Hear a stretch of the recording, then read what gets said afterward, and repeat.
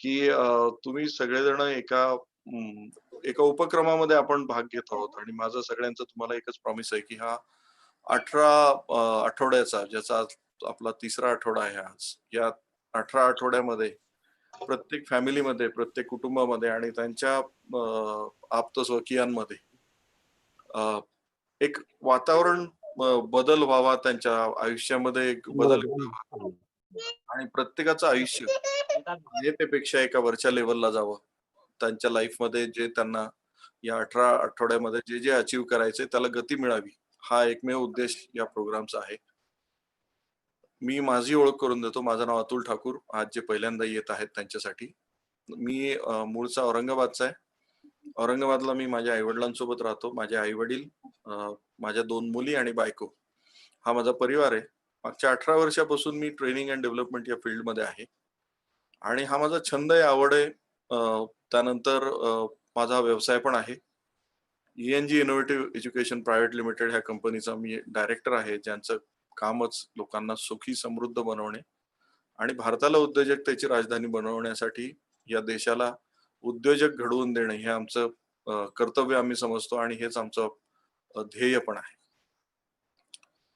संवाद तुम्ही ज्यामध्ये भाग घेत आहात त्यामध्ये संवादचा उद्देश हा असतो की आम्ही आमच्याकडे जे बेस्ट आहे ते आम्ही लोकांमध्ये वाटण्याचा प्रयत्न करत असतो, कारण जितकं जास्त ज्ञान वाटलं जातं तेवढा फायदा देणाऱ्यालाही होतो आणि त्यातून तुमच्या आयुष्यामध्ये जर काही सकारात्मक बदल झाला तर आम्ही आमच्या लाईफला थोडंफार पॉझिटिव्ह हे मिळालं, एनर्जी मिळाली असं समजतो.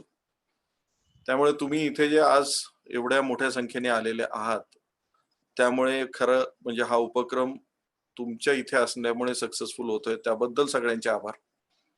प्रत्येकाचा परत एकदा आभार आणि स्वागत.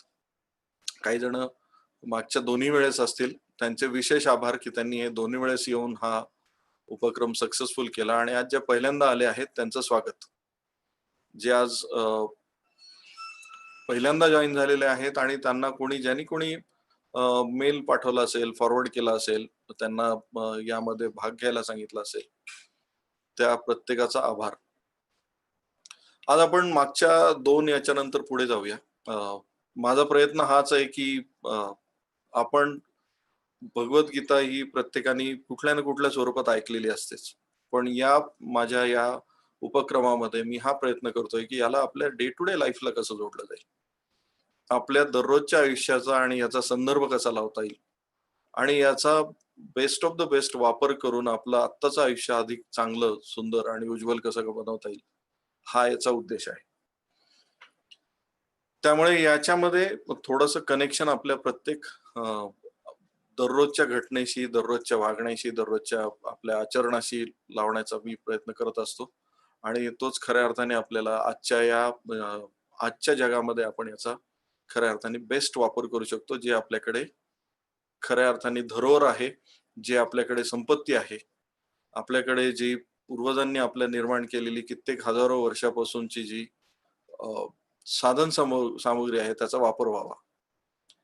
तर आपण क्विकली पुढे जाऊया, कारण आजच्या अध्यायामध्ये भरपूर गोष्टी आपल्याला कव्हर करायच्या आहेत.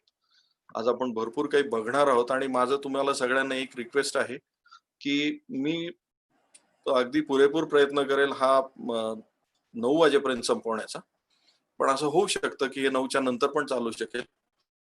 ज्यांना कोणाला 9च्या नंतर थांबणं शक्य नसेल, त्यांनी 9 वाजता लॉग ऑफ केलं तरी चालेल, पण तुमचा काही पार्ट मिस होईल. सो आपलं स्वागत आहे परत एकदा भगवद्गीता आणि आपले आयुष्य या प्रोग्राममध्ये. पुढे जाण्या अगोदर मी ज्या कंपनीला रिप्रेझेंट करतो, ENG innovative education private limited, या कंपनीचे चेअरमन यांना मी यांच्याविषयी माझा आदर व्यक्त करू इच्छितो, कारण त्यांनी हे व्यासपीठ निर्माण केलं म्हणूनच मी आज आपल्या समोर आहे किंवा आपण सगळेजण एकत्र आलेलो आहोत. त्यांचं नाव मिस्टर अविनाश सिसोदे आणि अविनाश सिसोदे ENG इनोव्हेटिव्ह आणि ENG ग्रुप ऑफ कंपनीचे चेअरमन आहे. यांचं वैशिष्ट्य म्हणजे यांचं पॅशन आहे to create, support and nurture entrepreneurs. आज आपण एक देवता नावाचा कॉन्सेप्ट आपण ऐकणार आहोत. भगवद्गीतेमध्ये देवता हा या अध्यायामध्ये खूप छान चर्चेला गेलेला विषय आहे आणि आज आपल्याला लक्षात येईल की देवता म्हणजे काय. तर जे अशा काही गोष्टी निर्माण करत असतात ते एक प्रकारचे देवताच असतात. सो मी विथ दॅट ग्रॅटिट्यूड मी अविनाश यांची ओळख तुम्हाला करून देऊ इच्छितो. So his passion is to create, support and nurture entrepreneurs आणि भारताला परत एकदा उद्योजकतेची राजधानी बनवून भारताला परत एकदा ते उज्ज्वल भवितव्य परत एकदा गाठून देणं हेच अविनाश सिसोदे यांचं वैशिष्ट्य आहे आणि ते त्यांचा उद्देश पण आहे. आणि आम्ही सगळेजण त्यांच्या या उपक्रमामध्ये त्यांच्याच तोलामोलाने त्यांच्यासोबतच आम्ही साथ देत असतो. सो विथ दिस ग्रॅटिट्यूड मी पुढे जाऊ इच्छितो. आजचा आपला आपण पार्ट सुरू करूया. मागच्या वेळेस आपण थांबलो होतो त्यावेळेस अर्जुन एका कन्फ्युज स्टेट ऑफ माइंड मध्ये आपण पाहिला होता आणि ती कन्फ्युज स्टेट ऑफ माइंड आता अर्जुनाने इथे व्यक्त केलेली की अर्जुन म्हणाला, हे जनार्दन श्रीकृष्ण, तुम्हाला जर कर्माहून ज्ञान श्रेष्ठ वाटते तर मग हे केशवा मला भयंकर कर्म करण्यास प्रवृत्त का करत आहात. नाव इथे थोडस कुठेतरी तुम्हाला लक्षात येईल की आपली सुद्धा मानसिक अवस्था अशीच असते. बऱ्याच वेळा ज्या वेळेस आपण कन्फ्युज असतो, बऱ्याच वेळा आपल्याला असं लक्षात येतं की काय करावं हे कळत नाही. त्यावेळेस आपल्याला पण नेमकं लक्षात येत नाही की ज्ञान वाढवायचंय की कर्मावर लक्ष द्यायचंय. तुम्हाला पण लक्षात आलं असेल की बऱ्याच वेळा आपल्याला नेमकं कळत नाही की मी माझं ज्ञान वाढवू जिथे जिथे अडकलो आहे तिथे, की मी माझ्या कर्मावर लक्ष देऊ. मी कामामध्ये लक्ष देण्याची गरज आहे की माझं ज्ञान वाढवण्याची गरज आहे.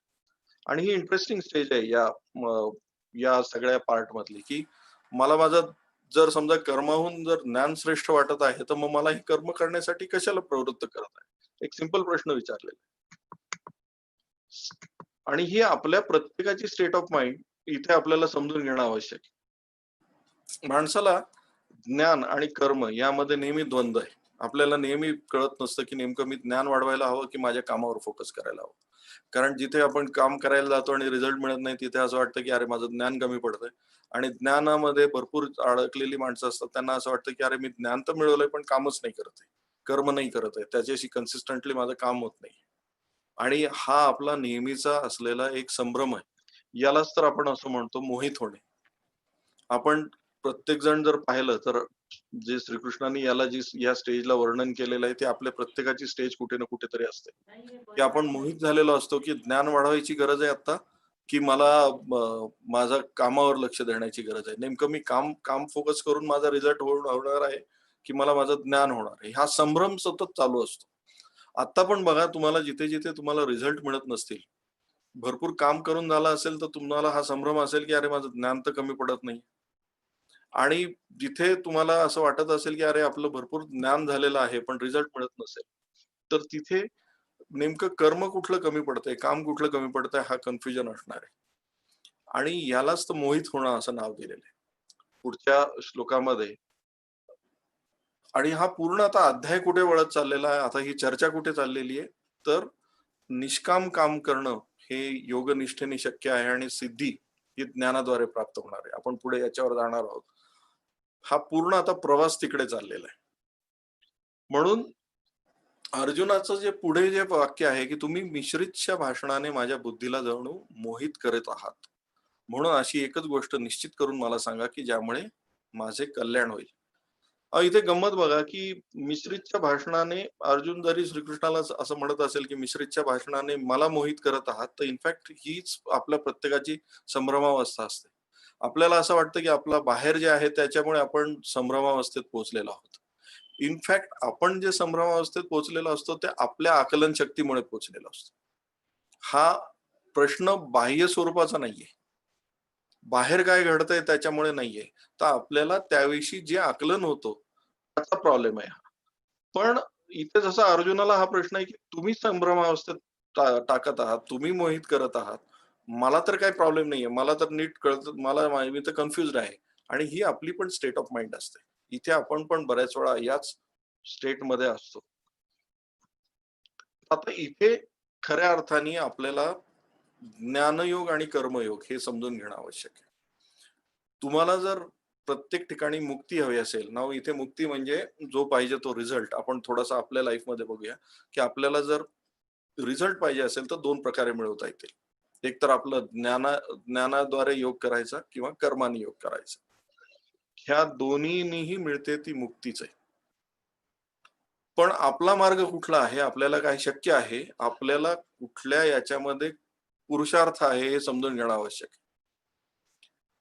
म्हणजे आपण नेहमी संभ्रमावस्थेत किंवा आपण कशामध्ये जात असतो, ल्युक्रेटिव्ह काय आहे, चांगलं काय वाटतं याच्यामध्ये असतो.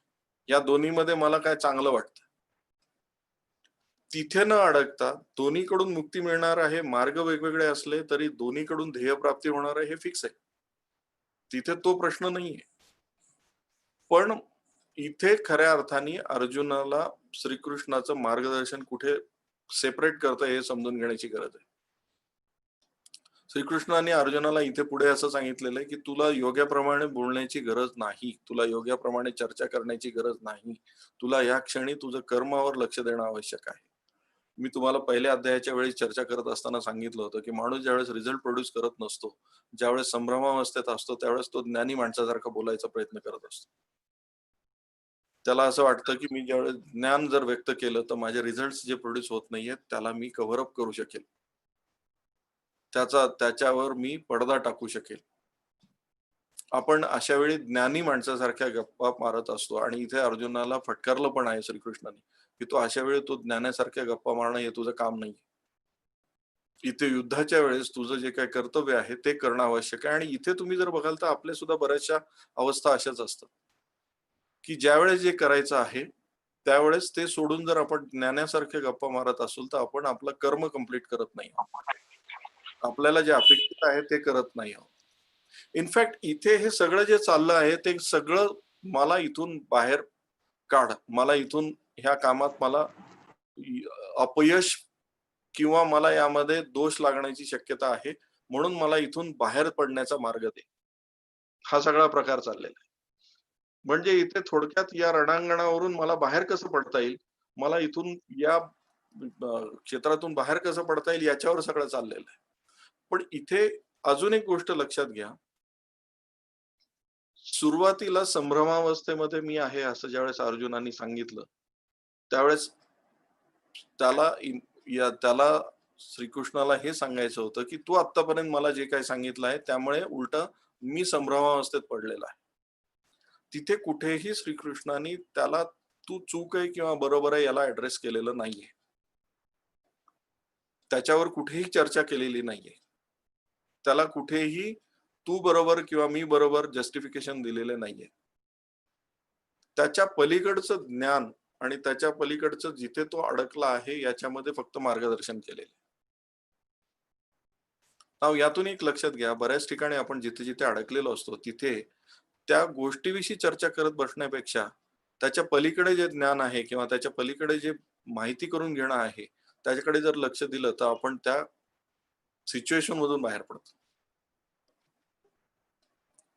त्या सिच्युएशन मधून आपण पलीकडे जाऊन काहीतरी रिझल्ट प्रोड्यूस करू शकतो. आणि आपला सगळ्यांचा स्ट्रगल इथे आहे, की आपण त्या सिच्युएशन विषयी किंवा मी बरोबर तू चूक यामध्ये चर्चेमध्ये वेळ घालवतो. मी जसं मागच्या वेळेसच सांगितलं होतं, की एक चर्चा आहे. श्रीकृष्ण आणि अर्जुनातली चर्चा आहे. प्रश्न आहे, उत्तर आहे, प्रश्न आहे, उत्तर आहे, प्रश्न आहे, उत्तर आहे. सतत बॅक अँड फोर्थ चर्चा होते यामध्ये. यामध्ये कुठेही हे प्रूव्ह नाही केलं गेलेलं, की तू बरोबर आहे, मी चूक आहे. पण या चर्चेतून पुढे फॉरवर्ड कसं होईल हे कॉन्व्हर्सेशन हे श्रीकृष्णांनी पाहिलेलं आहे. सतत पुढे कसं जात राहील. तर इथे काय सांगितलेलं आहे, की बाबा रे 2 गोष्टींनी मार्ग एकाच ठिकाणी जातो. जसं समुद्रामध्ये वेगवेगळ्या नद्या येऊन मिळतात. पण त्या शेवटी समुद्रातच अ, सामावल्या जातात. तसं ज्ञानयोगाने किंवा कर्मयोगाने तुम्हाला मुक्ती मिळणार आहे. वेगवेगळे मार्ग आहेत, पण ध्येय एकच आहे. पण प्रश्न हा आहे, की आपल्याला कुठला योग्य आहे हे ठरवायला हवं ना. म्हणजे आपण जर समजा आपण आता या कॉमन आपल्या भाषेमध्ये जर विचार करायचा झाला, तर आपण संसारामध्ये आहोत. आपल्याला आपली कर्म करायची आहेत. तर कर्म करून मुक्ती मिळवणं हे आपलं काम आहे. रादर ज्ञान, वैराग्य, ज्ञान वगैरे अशा गप्पा मारत बसण्यापेक्षा. ज्या गोष्टी करणं शक्य नाही, ज्या गोष्टी करण्यासाठी आपण पात्र नाही आहोत, ज्या गोष्टी करणं आपल्याला आपल्या जबाबदाऱ्यांना ओळखून करता येत नाही, तिथून पळून जाणं म्हणजेच अज्ञान आहे. पुढे असं श्रीकृष्णांनी सांगितले, की तुम्ही आहे ते कामं करणं हेच तुमचं कर्मयोग आहे. आहे त्याला जस्टिफिकेशन देणं हे तुमचा कर्मयोग आहे. रादर दॅन अशा वेळी त्या ज्ञानाची चर्चा करणं, अशा वेळी ते सगळं माझं आकलन वाढवत बसणं आणि मी हे कसं योग्य आहे वगैरे वगैरे याचा सारासार विचार करणं. ज्ञानयोग जर तुम्ही स्वीकारला असेल तर तो करा, पण तो कठोर आहे. त्यामध्ये भरपूर कामं करावी लागतील. म्हणून ती चर्चा करण्याची गरज नाही. तुला शक्य आहे ते कर, हे सांगितलं गेलेलं आहे. भगवान श्रीकृष्ण म्हणाले, हे निष्पापा, या जगात 2 प्रकारची निष्ठा माझ्याकडून पूर्वी सांगितली गेली आहे. त्यातील सांख्य योगाची निष्ठा ज्ञान योगाने आणि योगाची निष्ठा कर्मयोगाने होते. मनुष्य कर्मे केल्याशिवाय निष्कर्मतेला म्हणजे योगनिष्ठेला प्राप्त होत नाही. फक्त कर्माचा त्याग केल्याने सिद्धीलाच म्हणजे सांख्यनिष्ठेला प्राप्त होत नाही. कारण यामध्ये एक लक्षात घ्या, तुमचे आमचे कर्तव्य आहेत. ते कर्तव्य पार केल्याशिवाय आपण योगनिष्ठेला प्राप्त होत नाही. मग इथे जर आपण जर पाहिलं ना, तर बरेचसे लोक आपली कर्तव्य सोडून मुक्ती मिळवायचा प्रयत्न करत असतात. सगळी कामं सोडून दिलेली असतात. आजच्या जगामध्ये बघा तुम्ही, आपल्याला काय करणं आवश्यक आहे? तुमची जी कर्तव्य ती पहिली पार पाडा. दॅट इज युअर कर्मयोग. तोच तो तुमचा कर्मयोग आहे. ते करणं हे तुमचं असाईन काम आहे. याच्यामध्ये यज्ञ हा एक आपल्याला पुढे जाऊन यज्ञ काय असतो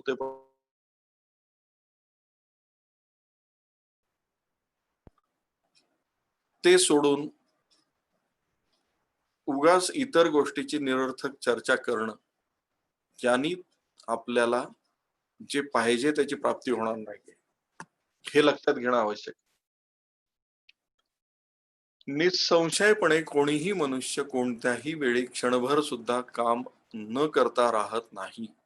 कारण सर्व मनुष्य समुदाय प्रकृतीपासून उत्पन्न झालेल्या गुणामुळे पराधीन असल्यामुळे कर्म करायला भाग पाडला जातो. म्हणजे आता पण आपण काहीतरी कर्म करत आहोत. कर्म केल्याशिवाय आपण राहू शकतो का?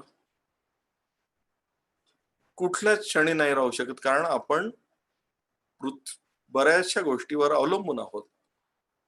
प्रकृतीने गोष्टी निर्माण करून दिलेल्या आहेत, त्यावर अवलंबून आहोत.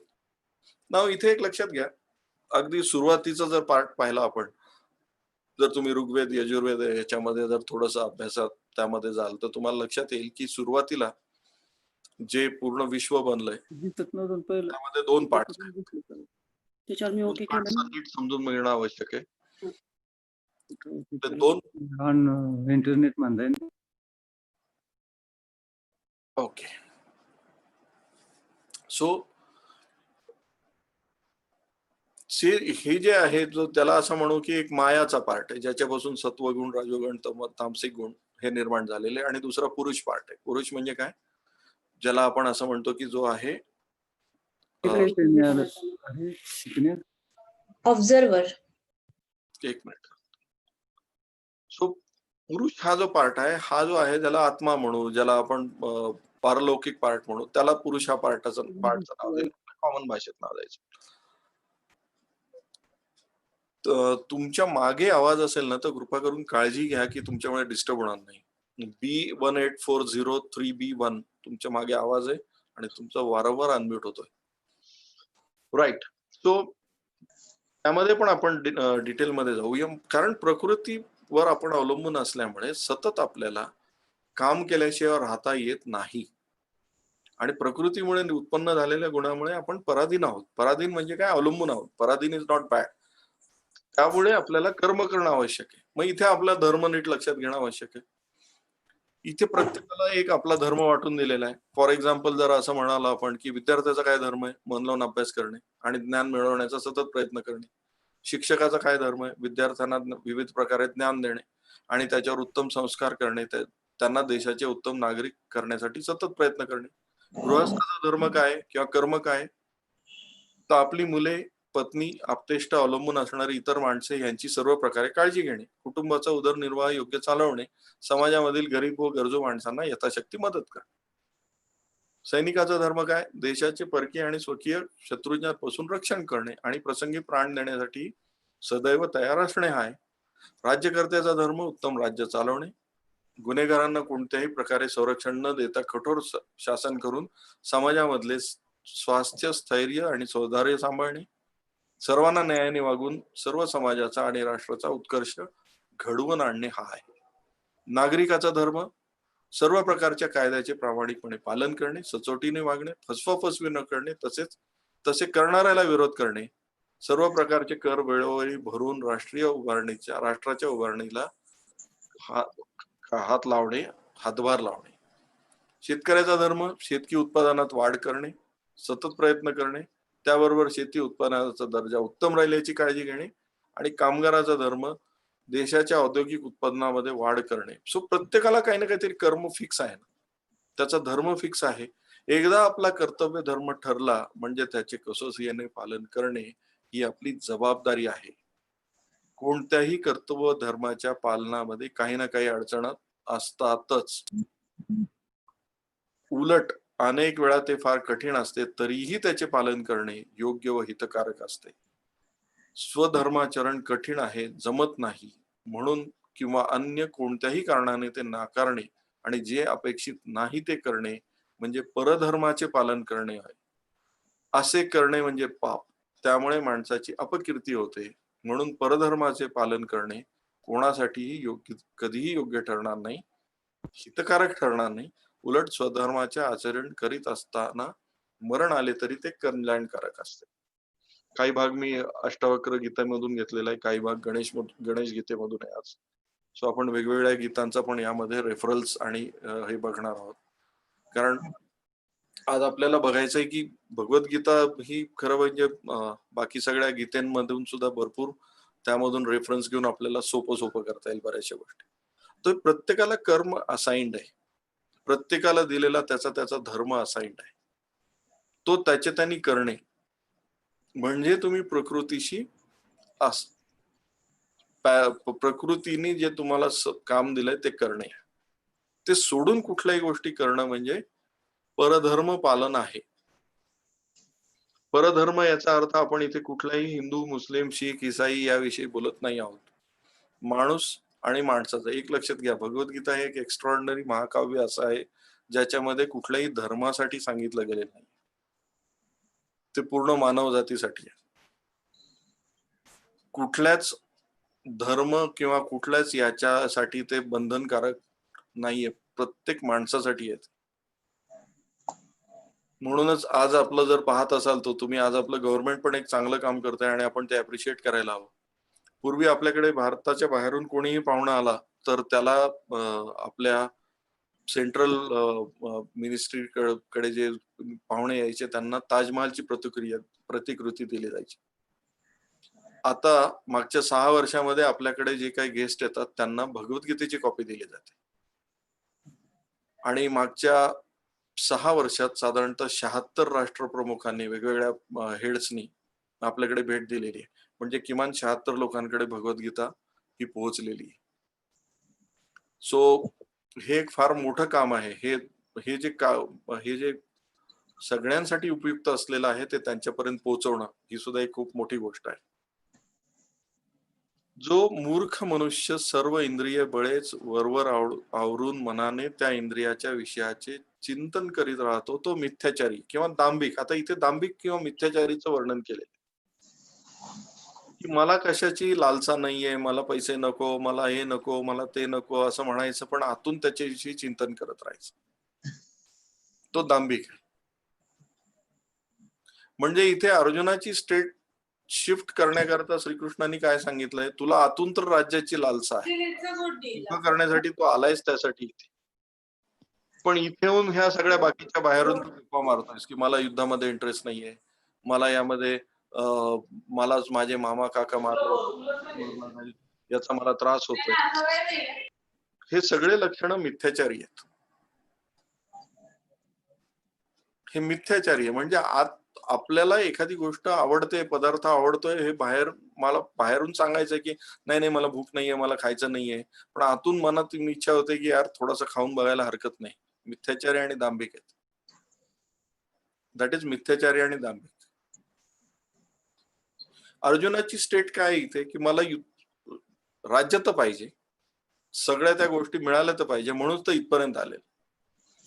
पण बाह्य स्वरूपामध्ये चर्चा काय चालू आहे की हे करत असताना मला जो युद्ध करावं लागणार आहे, त्याच्यामध्ये जो काही त्रास होणार आहे, हे मला नको आहे. हे मिथ्याचारी आहे.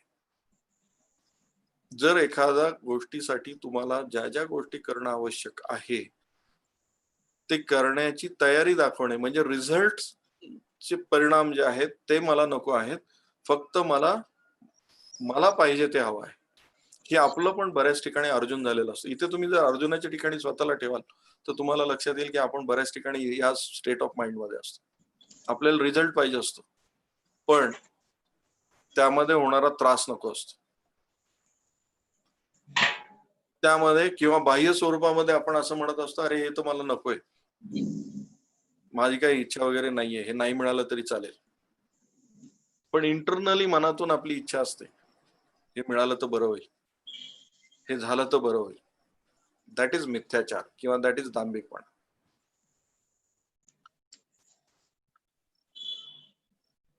परंतु हे अर्जुना, जो मनुष्य मनाने इंद्रियांना ताब्यात ठेवून आसक्त न होता सर्व इंद्रियाच्या द्वारे कर्मयोगाचे आचरण करतो, तो श्रेष्ठ होईल. इथे आपण पुढे गेल्यानंतर थोडस यामध्ये पण बघूया की इंद्रियाला जर कंट्रोल करायचं असेल तर मन, आणि मनाच्या पलीकडे बुद्धी आहे. सो तुम्हाला जर इंद्रिया कर्म करायचे असेल तर आपण भरकटतो कुठे, तर इंद्रियाच्या ताब्यात जातो, म्हणजे इच्छा भोग याच्या ताब्यात जातो. त्याच्या ताब्यात ठेवून त्याला जर ताब्यात ठेवलं तर आसक्त न होता सर्व इंद्रियाच्या द्वारे कर्मयोगाचे आचरण करतो, म्हणजे जे करणं अपेक्षित आहे ते करत असतो, तो माणूस श्रेष्ठ सांगितला गेला. तू शास्त्र विहित कर्तव्य कर्म कर, कारण कर्म न करण्यापेक्षा कर्म करणे श्रेष्ठ आहे. तसेच कर्म न करण्याने तुझे शरीर व्यवहारही चालणार नाहीत. आपल्या डे टू डे आयुष्यामध्ये आपण कुठलं कर्म न करता राहू शकतो का? आपण शक्य आहे का? आपण ठरवलं, समजा श्वास न घ्यायचा ठरवलं, तर श्वास घेणं बंद करू शकतो का? नाही, ते पण एक कर्म आहे, करावंच लागणार. जेवढं आपल्याला आवश्यक आहे तेवढी झोप घ्यावीच लागणार, जेवढं काम करायचं तेवढं करावंच लागणार. कर्म न करता माणूस नाही राहू शकत. जे कर्म करायचं आहे ते तू करत राहा, त्यापासून पळून जाण्याची तुला गरज नाही. आपल्यासाठी संदेश काय आजच्या आपल्या जे काय आपलं कुठलं कुरुक्षेत्र आहे, आपलं कुठलं युद्ध चालू आहे? आपलं युद्ध एकच चालू आहे ना, की ह्या आपल्या आत्ताच्या आयुष्यामध्ये मला मानसिक शांतता मिळून जास्तीत जास्त सुख समृद्धी कशी प्राप्त होईल. तर जे जे कर्म आपलं आहे ते करत राहणे, आणि ते प्रकृतीच्या नियमानुसार असाइंड आहे ते करत राहणे. जे जे करायची आवश्यकता आहे ते करत राहणे. ज्यांना प्रश्न असतील मी शेवटी घेईन थोडस, म्हणजे तुम्हाला कित्येक प्रश्नाची उत्तरं कदाचित मध्ये मिळून जातील, म्हणून मी काही प्रश्न घेत नाही मध्येच. पुढे आपण जसं जसं जाऊ तसं तुम्हाला काही प्रश्नाची उत्तर पण मिळून जातील. सो तुम्ही आता जर आपल्या आयुष्याकडे पाहिलं प्रत्येकाने, तर तुम्हाला लक्षात येईल की जे जे करणं आवश्यक आहे ते कर्तव्य कर्म करत राहणे, कारण कर्म न करण्यापेक्षा कर्म करणे श्रेष्ठ आहे. तसेच कर्म न करण्याने तुझे शरीर व्यवहारही चालणार नाहीत. शरीर व्यवहार चालवण्याकरता कर्म करणे आवश्यक आहे ना. शरीर व्यवहार म्हणजे काय, तर आपली जी काही डे टू डे मेंटेनन्स आहे त्यासाठी कर्म करणं आवश्यक आहे. तुम्ही कर्म न करता राहू नाही शकत. किती तुम्ही अगदी सगळं सोडून दिलेलं आयुष्य जगायचं म्हटलं तरी बेसिक स्वतःसाठी तरी कर्म करणं आवश्यक आहे. त्यामुळे कर्म न करता जर राहूच शकत नसेल तर करणं आवश्यक आहे ते करत राहणं, यालाच तुम्ही कर्तव्य समजा. प्रजापती ब्रह्मदेवाने कल्पारंभी यज्ञासह प्रजा उत्पन्न करून त्यांना सांगितले की तुम्ही या यज्ञाच्या द्वारे उत्कर्ष प्राप्त करून घ्या, आणि हा यज्ञ तुमचे इच्छित मनोरथ पूर्ण करणारा हो. नांदेडकर सर, मी शेवटी प्रश्न घेईल, तुमचे सगळ्यांचे प्रश्न शेवटी घेईल, लिहून ठेवा, कारण बऱ्याचशा प्रश्नाची उत्तरं तुम्हाला या आपल्या चर्चेच्या दरम्यानच मिळतील. सो होल्ड ऑन, प्रश्न होल्ड कर. सर मला को-होस्ट करा प्लीज. तुला याला करावं लागेल, सागरला करावं लागेल. सर तुम्ही होस्ट आहात. ओके, एकच मिनिट.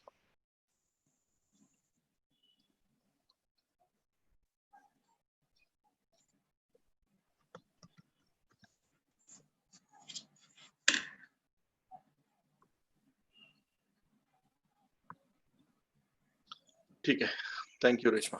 सो प्रजापती ब्रह्मदेवाने कल्पारंभी यज्ञासह प्रजा उत्पन्न करून त्यांना सांगितले की तुम्ही या यज्ञाच्या द्वारे उत्कर्ष प्राप्त करून घ्या आणि हा यज्ञ तुमचे इच्छित मनोरथ पूर्ण करणारा हो. ना इथे यज्ञ हा कॉन्सेप्ट आपल्याला समजून घेणं आवश्यक आहे. यज्ञ म्हणजे नेमकं काय? तुम्ही या यज्ञाने देवतांची पुष्टी करा आणि त्या देवतांनी तुम्हाला पुष्ट करावे अशा प्रकारे निस्वार्थीपणे एकमेकाची उन्नती करीत तुम्हाला परम कल्याणाला प्राप्त व्हाल. तर यज्ञ जो आहे ना, हा समजून घेण्याकरता आपल्याला थोडस गणेश गीतेत जावं लागेल. गणेश गीतेमध्ये यज्ञ काय आहे याचं वर्णन केलेलं आहे. हे थोडस तुमच्या समोर मला प्रेझेंट करायचंय, कारण काय या यज्ञ म्हणजे एक विशिष्ट प्रकारचा हे आपल्या डोळ्यासमोर येतो. यज्ञ म्हणजे काय? एखाद्या गोष्टीची आहुती देणं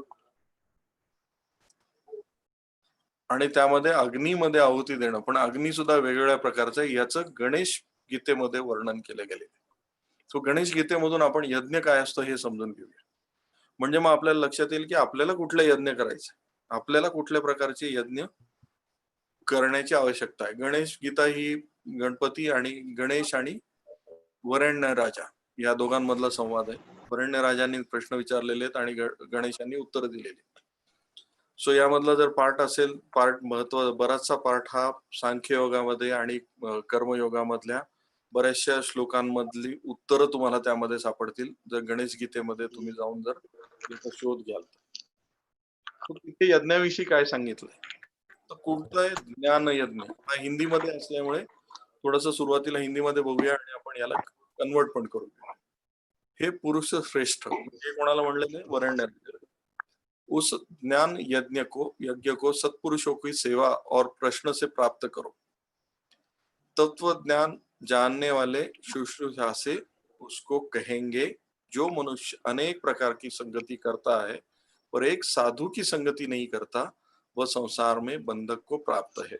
नाव इथे ज्ञान यज्ञ करायचा असेल तर तुम्हाला सत्पुरुषांचं संगती करणं आवश्यक आहे हे सांगितलं गेलं. कोणाची संगत? सत्पुरुष. सत्पुरुष म्हणजे काय? जे तुम्हाला योग्य आचरण सांगते. तुम्हाला पहिल्या अध्यायाच्या वेळेस मी सांगितलं होतं की विषाद कोणाकडे व्यक्त केला हा सुद्धा महत्वाची गोष्ट आहे. सत्पुरुषाची संगत करणे म्हणजे योग्य माणसांच्या सहवासात राहणे हा सुद्धा आपला महत्वाचा एक यज्ञाचा पार्ट आहे. तो सुद्धा आपल्या आचरणाचा एक महत्वाचा पार्ट आहे. सत्संग से गुण की प्राप्ति और आपदा का नाश होता है. इस लोक और परलोक में अपना कल्याण प्राप्त होता है. हे राजन, और तो सब सुलभ है परंतु सत्संग बड़ा दुर्लभ है. जिसके जानने से फिर संसार में नहीं आता, इस कारण उसका जानना आवश्यक है.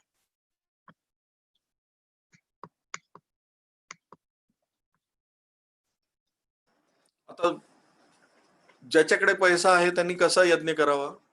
कोई द्रव्य यज्ञ का अनुष्ठान कर, दान तपस्या, कोई स्वाध्याय से, कोई महात्मा तीव्र व्रत से, कोई ज्ञान से मेरा यजन करता है. यजन म्हणजे यज्ञ करणे. कुठल्या कुठल्या प्रकारे आपण यज्ञ करू शकतो? तुमच्याकडे पैसे असेल तर पैशाची आहुती द्या. आहुती देणे म्हणजे डोनेट करणे, अनुष्ठान करा. दान, तपस्या, ज्याला शक्य नाही त्यांनी तपस्या करावी. कोई स्वाध्याय से, स्व अध्याय से, कोई महात्मा तीव्र व्रत से म्हणजे तीव्र व्रत करून पण तुम्हाला हे होऊ शकतं. कोई ज्ञान से मेरा यजन करते हैं. दूसरे कोई पूरक से प्राणवायु में अपने अपान को और रेचक से प्राण को अपान में हवन करते हैं.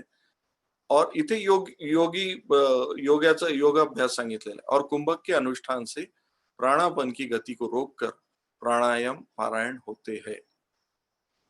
दूसरे नियत हार होकर इंद्रियों की वृत्ति को रोक पांचों प्राणों की आहुति देते हैं।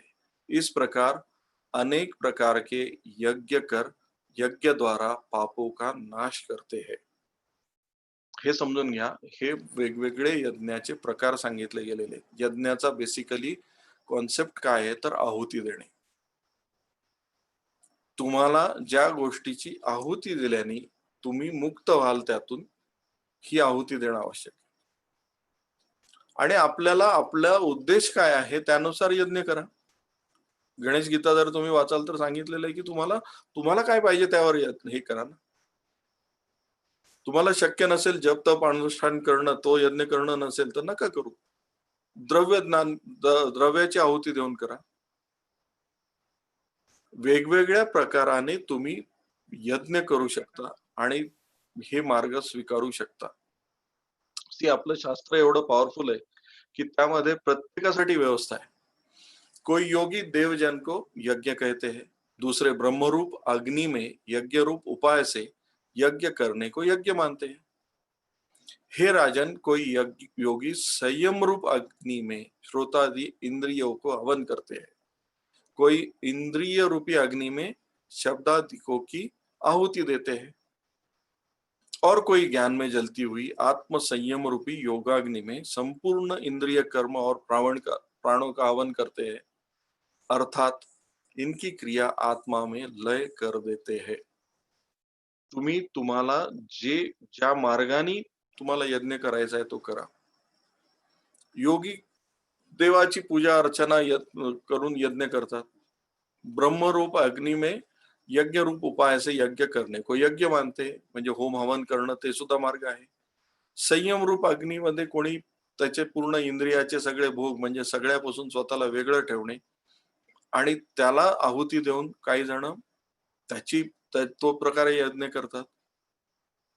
ज्ञानामध्ये काही जण आत्मसंयम पाळतात आणि संपूर्ण इंद्रिय कर्म और प्राणों का हवन करते हैं, म्हणजे फक्त ते या ब्रह्मस्वरूपाशिवाय दुसरा कशाचा विचार करत नाही, तो पण यज्ञ आहे। तो पण यज्ञ आहे। मग तुमच्या आमच्या हरक्याने कुठला यज्ञ करावा यापैकी? तर तुम्ही तुमच्या आमच्यासाठी यज्ञ जो सांगितलेला आहे सिंपल है। कोई द्रव्य यज्ञ का अनुष्ठान कर दान तपस्या, कोई स्वाध्याय से, कोई महात्मा तीव्र व्रत से ज्ञान से मेरा यजन करते। पण तुम्हाला कुठल्या प्रकारचा यज्ञ करायचा? यज्ञ म्हणजे काय तर खऱ्या अर्थाने तुमच्याकडे जे आहे ते बाहेर टाकत राहणे, ते देत राहणे। आणि याचा उपयोग काय आहे तर देवता ज्यांच्यामुळे आपण निर्माण झालेलो आहोत, देवता हा सुद्धा नीट आपल्याला समजून घ्यायचा भाग आहे इथून पुढे। या अध्यायाचं सगळ्यात महत्त्वाचं वैशिष्ट्य काय माहिती का की तुम्हाला हे लक्षात येईल की देवता हा जो आपल्याला समजून घेण्याचा भाग आहे ना, तो आज नीट समजून घेईल। तो पुढच्या 2 ओळीमध्ये आपण समजून घेऊया।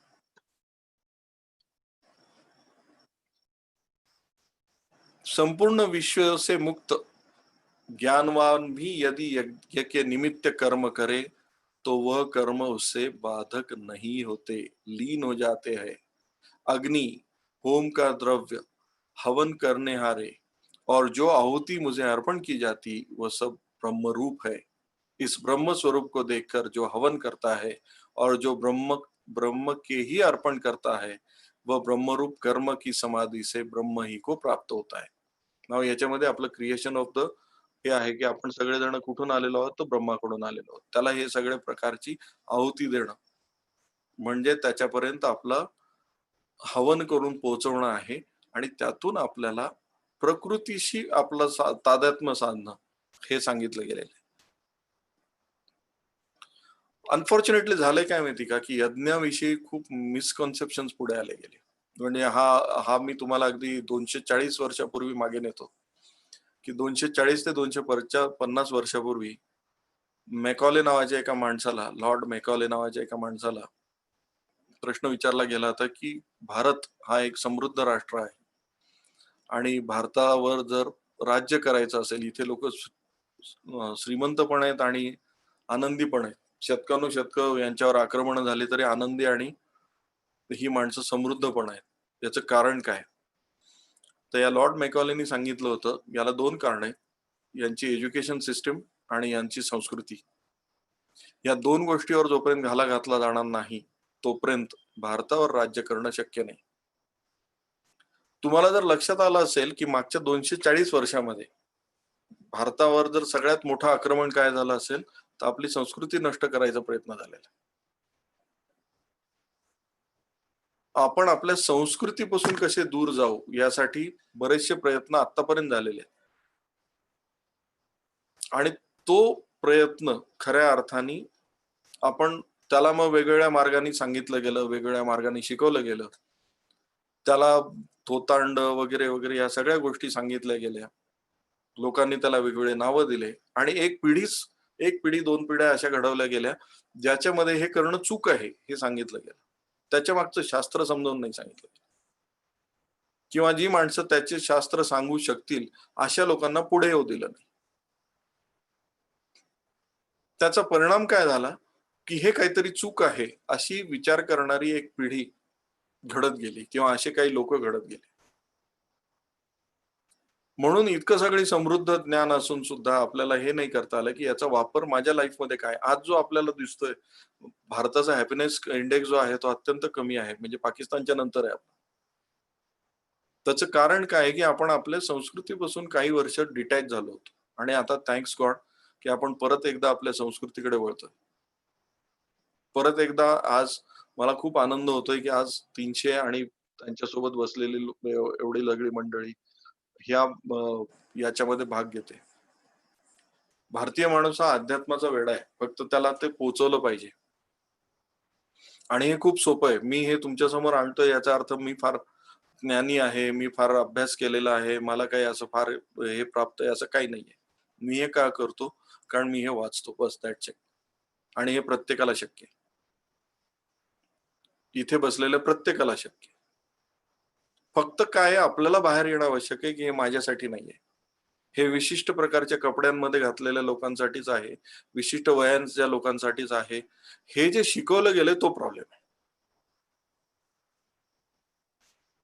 हा इथे बसलेल्या प्रत्येकाच्या लाईफचा पार्ट आहे. हे जोपर्यंत खऱ्या अर्थाने पोहोचणार नाही, तोपर्यंत पुढच्या सगळ्या पिढ्या सक्षम आणि समृद्ध होणार नाही. आणि हा सर्व वयोगटातील लोकांचा प्रश्न आहे. हे पण जोपर्यंत पोहोचणार नाही, तोपर्यंत ते ग्रो होणार नाही. म्हणून इथे आपल्याला हे सगळ्या गणेश गीता वगैरे समजून घेणं आवश्यक आहे, की प्रत्येक गोष्टी आपल्याला सांगितल्या गेलेल्या आहेत, की आपण जर आपला संसार धर्म पाळून सुद्धा यज्ञ कसा करायचा. याला पण उत्तर दिलं गेलेलं आहे. एवढी आपली संस्कृती समृद्ध आहे. आता मी तुमच्या समोर देवता हा एक संकल्पना थोडीशी उलगडून सांगतो. इथे देवता वगैरे खूप वेळा शब्द आलेला आहे. अहो, देवता म्हणजे काय हे लक्षात घ्या. इथे थोडं एक आपण हे समजून घेणं आवश्यक आहे, की ज्यावेळेस या देव आणि देव हा शब्द जो आहे ना, देव जे अज्ञात आहे ते देव, जे ज्ञात आहे त्याला वेद म्हणतात. शब्द एकच आहे, देव आणि वेद. फरक फक्त इकडचा तिकडे केला गेलेला आहे. दोन्ही अक्षर तीच आहे. जे ज्ञात आहे ते वेद, जे अज्ञात आहे देव. ती शक्ती ज्यावेळेस माणसं बनवली किंवा त्या शक्तीने ज्यावेळेस ही पृथ्वीची निर्माण केली, ब्रह्मांडाची निर्माण केली, त्यावेळेस पाणी हे कोणासाठी फिक्स लोकांसाठी बनवलं नाही किंवा याच धर्माच्या लोकांसाठी, याच एरियाच्या लोकांसाठी. वारा, वायू किंवा जमीन, सगळे सूर्य, चंद्र, तारे जे काही आहेत ते सगळे हे फिक्स्ड कुठल्या लोकांसाठी नाही बनवले गेले, ते प्रत्येकासाठी बनवले गेले. हे नंतर आपण केलेल्या भानगडीचे आहे, की हे आमचं आहे, तुमचं आहे. हे कधीच असं कुठल्या विशिष्ट प्रकारासाठी बनवलेलं नाहीये. देवता म्हणजे काय? जी सगळ्यांसाठी निर्मिती करते ती देवता.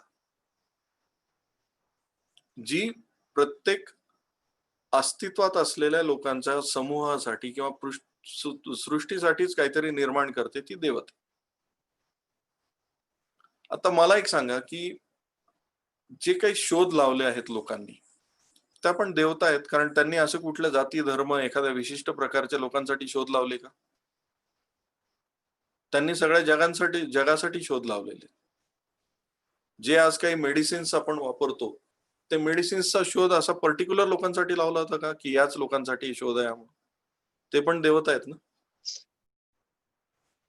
किंवा अगदी डॉक्टर होमी जहांगीर भाभा घ्या किंवा आपल्याकडचे सगळे जे काही शास्त्रज्ञ आहेत, यांनी ज्यांच्यासोबत कोणी लहान मुलं आहे त्यांनी ही काळजी घ्या, की ते स्क्रीनवर काही हे करणार नाही, बाकी सगळे डिस्टर्ब होतील.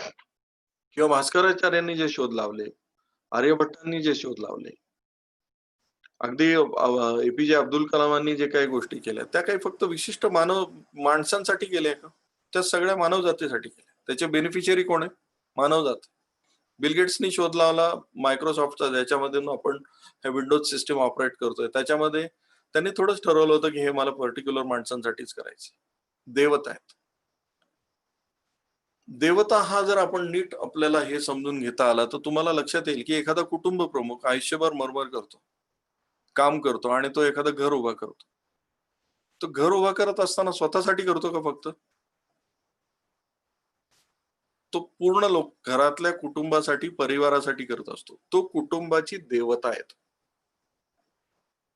तो त्या कुटुंबामधली देवता आहे. कारण त्यांनी ते विश्व निर्माण केले. सो तुमच्या घरामध्ये जर तुम्ही से फॉर एक्झाम्पल मी या घरात बसलेलो आहे. हे माझं घर कोणी निर्माण केलेलं आहे? तर माझ्या वडिलांनी घेतलेलं आहे. सो किंवा त्यांनी जे आयुष्यभर नोकरी केली, त्या नोकरीमधून त्यांनी हे घर वगैरे तयार केलं आणि आम्ही सगळेजण राहतो. ते त्यांनी स्वतःसाठी नाही निर्माण केलं. इनफॅक्ट ते आमच्यापेक्षा कमी वेळ राहिले असतील या घरामध्ये. नोकरीच्या निमित्ताने ते बाहेर होते, पण त्यांनी हे सगळं निर्माण केलं. देवता. देवता. सो तुम्ही विचार करा, तुमच्या आयुष्यामधली देवता कोण आहे? ज्यांनी हे तुम्हाला तुमचं विश्व निर्माण करून दिलेलं आहे. त्यांनी तुम्हाला हे सगळं निर्माण करून दिलेलं आहे. फॅसिलिटीज निर्माण केल्या असतील, वस्तू घेऊन दिल्या असतील, ज्या तुमच्यासाठी असतील. त्या स्वतःसाठी नाही, पण त्या सगळ्यांसाठी निर्माण करून ठेवलेल्या आहेत. त्या देवता आहेत. इथे आपल्यासाठी मेसेज आहे. इथे बसलेल्या प्रत्येकासाठी मेसेज आहे. तो मेसेज काय आहे?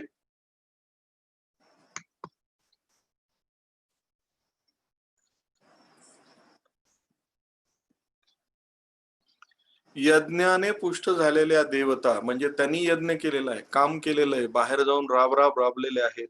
तुम्हाला न मागताही इच्छित भोग खात्रीने देत राहतील. अशा रीतीने त्या देवतांनी दिलेले भोग त्यांना अर्पण न करता जो स्वतःच उपभोगतो, तो चोर आहे. म्हणजे आपल्या पूर्वजांनी, आपल्या वाडवडिलांनी, आपल्या आई-वडिलांनी जी काही मेहनत घेऊन आपल्याला इथे उभं केलेलं आहे. आपल्या कॉमन भाषेत बोलू ना आपण, आजच्या अर्जुनचं कुठलं युद्ध चालू आहे? कुठला काका मामा समोर उभा आहे? आपलं युद्ध काय चालू आहे? आजूबाजूच्या लोकांशी जमून घेता येत नाही. आपलं युद्ध काय चालू आहे? आहे त्या लोकांविषयी कंप्लेंट्स आहेत. कित्येक जणांना स्वतःच्या आई-वडिलांशी पण नीट वागता येत नाही. That is the complaint. पण हे लक्षात घ्या, देवता आहे. का? कारण त्यांनी काय केलेलं आहे? यज्ञाने पुष्ट झालेल्या देवता, त्यांनी काय केलं? यज्ञ केलेला आहे. तुम्हाला न मागताही इच्छित भोग खात्रीने देत राहतील. अशा रीतीने त्या देवतांनी दिलेला भोग त्यांना अर्पण न करता जो स्वतःच उपभोगतो, तो चोर आहे. तो चोर आहे. सो प्रत्येकाचं आपलं कर्तव्य काय आहे, की ज्यांच्यामुळे आज आपण जी आपली देवता आहे, ज्याच्यामुळे आपण इथे उभे आहोत, ज्यांनी खऱ्या अर्थाने ते यज्ञ केलेले आहे, त्यांना ते अर्पण करत राहणे, त्यांना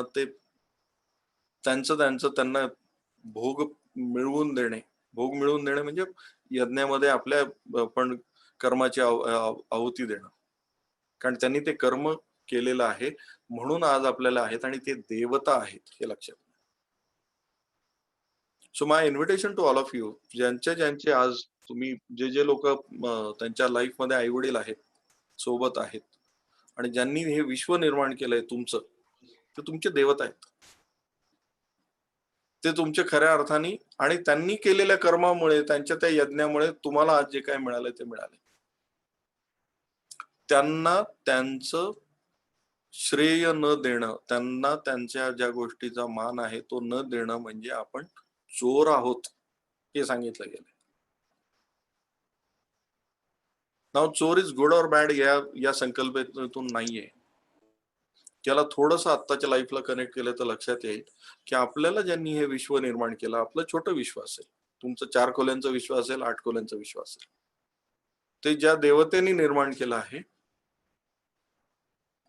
यज्ञ करून, म्हणजे कर्म करून, यज्ञ म्हणजे मागे जे आपण पाहिले ते यज्ञ, ते करून तुम्हाला जर दिले असतील तर त्यांचा मान ठेवणे, त्यांच्याविषयी कृतज्ञ भाव ठेवणे, त्यांना त्या त्या गोष्टीबद्दल मान्यता देणे, कारण ते देवता आहेत. ते फोटोतली पूजा किंवा या सगळ्या गोष्टी फक्त म्हणजे देवता नाहीये हे लक्षात घ्या. सो तुमच्या घरात जर या देवता असतील ना, तर आज सगळ्यात महत्वाचं काम करा की त्यांची पूजा करा. Puja in the sense what? Puja in the sense टिळा लावणे, गंध, अक्षता, बेल, फुलं वाहणं हीच नॉट पूजा. त्यांना तो मान देणं हीच पूजा.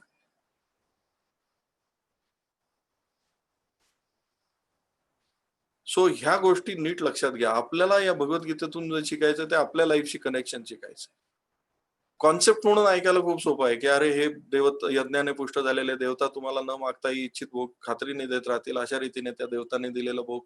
पण हा विचार करायला पाहिजे माझ्या आयुष्यातली देवता कोण आहे आणि त्याचा काय मी अर्पण नाही करत. यज्ञ करून शिल्लक राहणारे अन्न खाणारे श्रेष्ठ मनुष्य सर्व पापापासून मुक्त होतात. पण जे पापी लोक केवळ स्वतःच्या शरीर पोषणासाठी अन्न शिजवतात ते तर पापच खातात. नाव इथे अन्न याच्यातून ऐका की फक्त स्वतःचा विचार करणे, ज्यांच्यामुळे आपण घडलो आहे त्यांचा विचार न करणे.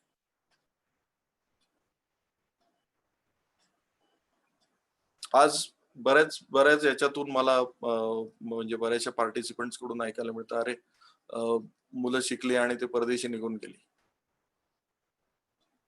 आई वडील इकडेच राहिले, किंवा मुलं वेगळे राहतात, आई वडील वेगळे राहतात आणि प्रत्येक जण आपापल्या कामात बिझी आहे. Nothing wrong about it. पण ही कॅटेगरी येते, यज्ञ करून शिल्लक राहणारे अन्न खाणारे मनुष्य सर्व पापापासून मुक्त होतात. आणि जे पापी लोक केवळ स्वतःच्या शरीर पोषणासाठी अन्न शिजवतात, कारण आपण अन्नापासून बनलेलो आहोत. फक्त स्वतःचा विचार करत राहणे इज नॉट अवर जॉब. फक्त स्वतःसाठीच विचार करणं हे आपलं काम नाही. सर्व प्राणी अन्नापासून उत्पन्न होतात. अन्न निर्मिती पावसापासून होते. पाऊस यज्ञामुळे पडतो आणि यज्ञ विहित कर्मामुळे घडतो. कर्म समुदाय वेदापासून व वेद अविनाशी परमात्म्यापासून उत्पन्न झालेले आहेत असे समज. यावरून हेच सर्व होते की सर्वव्यापी परमाक्षर परमात्मा नेहमीच यज्ञात प्रतिष्ठित असतो. म्हणजे आपलं आहुती देणं. आहुती इथे कशाला आहुती म्हणजे काय? काही जणांना स्वतःच्या अहंकाराची आहुती द्यावी लागेल, काही जणांना मीपणाची आहुती द्यावी लागेल, काही जणांना मला सगळं माहिती याची आहुती द्यावी लागेल, काही जणांना मलाच सगळं कळतं याची आहुती द्यावी लागेल, काही जणांना माझ्या हातात सर्व अधिकार पाहिजे याची आहुती द्यावी लागेल, काही जणांना मला समजतं याची आहुती द्यावी लागेल, काही जणांना दांभिकपणाची आहुती द्यावी लागेल, काही जणांना तुम्हीच स्वतः विचार करा की तुम्हाला या सगळ्या यज्ञामध्ये, तुमच्या या ज्ञानरूपी यज्ञामध्ये तुम्हाला कशाची आहुती द्यावी लागेल, तर तुम्ही त्याच्या पलीकडे जाऊन अर्जुनासारखे मोहित न होता पलीकडे जाल. काही जणांना विचारांची आहुती द्यावी लागेल. पकडून बसलेले असतात कित्येक दिवसापासून. आपण कुठले यज्ञ करतोय हा विचार करणं आवश्यक आहे.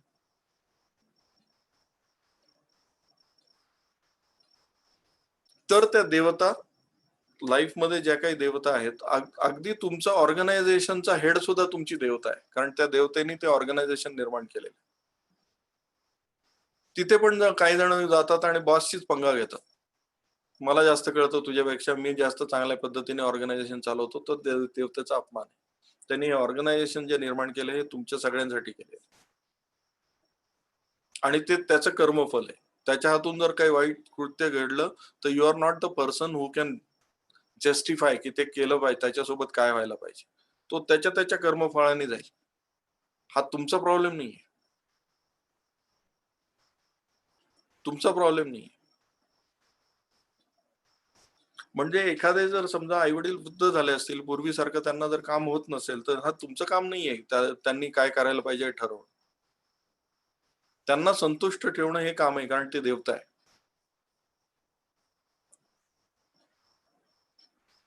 त्यांनी काय बरोबर आहे, काय चूक आहे, हे तुमचं काम नाही.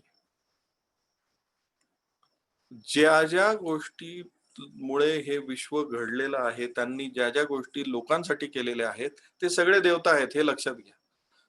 तुमचं कामच नाहीये हे ठरवणं, की ते असावेत की नसावेत. त्यांनी निर्माण केलेले आहे. आणि त्यांना संतुष्ट ठेवणं हे आपलं काम आहे. That's it. No questions asked. इतकं सिंपल आहे.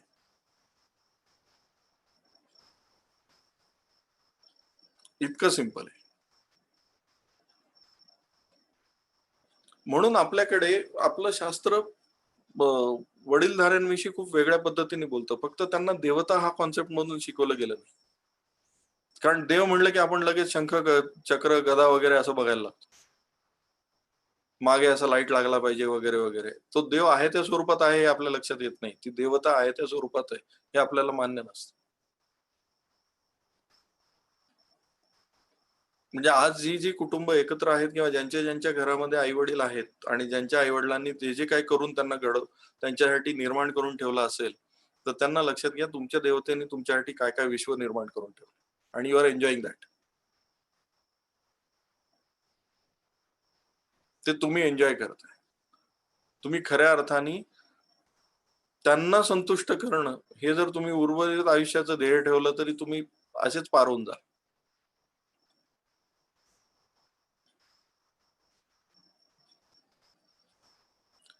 हे फक्त समजून घेणं आवश्यक आहे.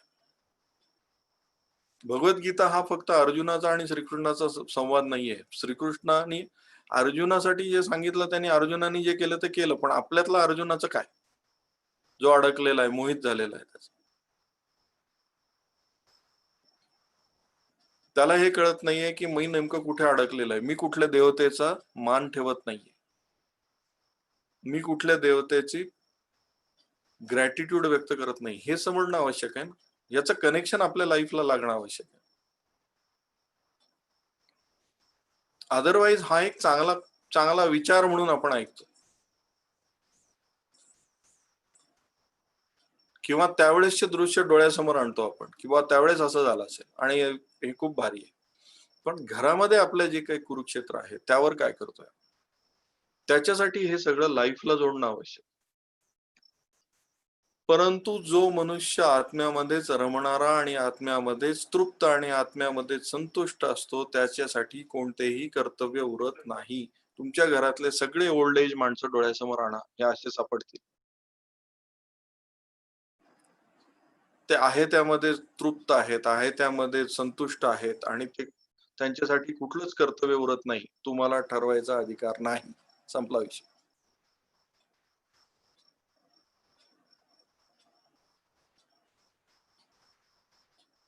ते कारण आत्म्यामध्येच तृप्त असतात. ते तुम्ही बघा, ते सरळ तुम्हाला एक वाक्य म्हणाय ते सतत म्हणत असतील, माझं काही उरलेलं नाही आता.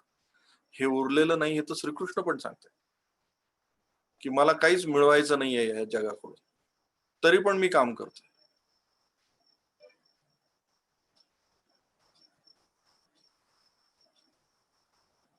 तर आपण कोणासोबत राहतो याची पण कल्पना घेणं आवश्यक आहे. श्रीकृष्णाचा पण प्रॉब्लेम हाच होता, की श्रीकृष्ण दुर्योधन समोर असून दुर्योधनाला कळालं नाही की हा कोण आहे.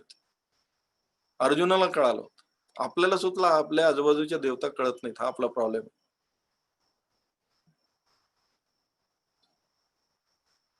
मग नंतर वगैरे आपण सगळे श्रीकृष्णाची सुद्धा अनुयायी कदाचित श्रीकृष्ण गेल्यानंतर जास्त आहेत. आपला पण हाच प्रॉब्लेम आहे. माणसाचा प्रॉब्लेमच आहे की असताना देवता कळत नाहीत, गेल्यावर फोटोत देवता कळतात. मग ते खाली लिहितात, मी घडलो, मी यांच्याचमुळे. मग ते दरवर्षी खूप मोठ्या मोठ्या याच्यामध्ये आठवण वगैरे काढली जाते. ती आठवण असताना व्हायला पाहिजे.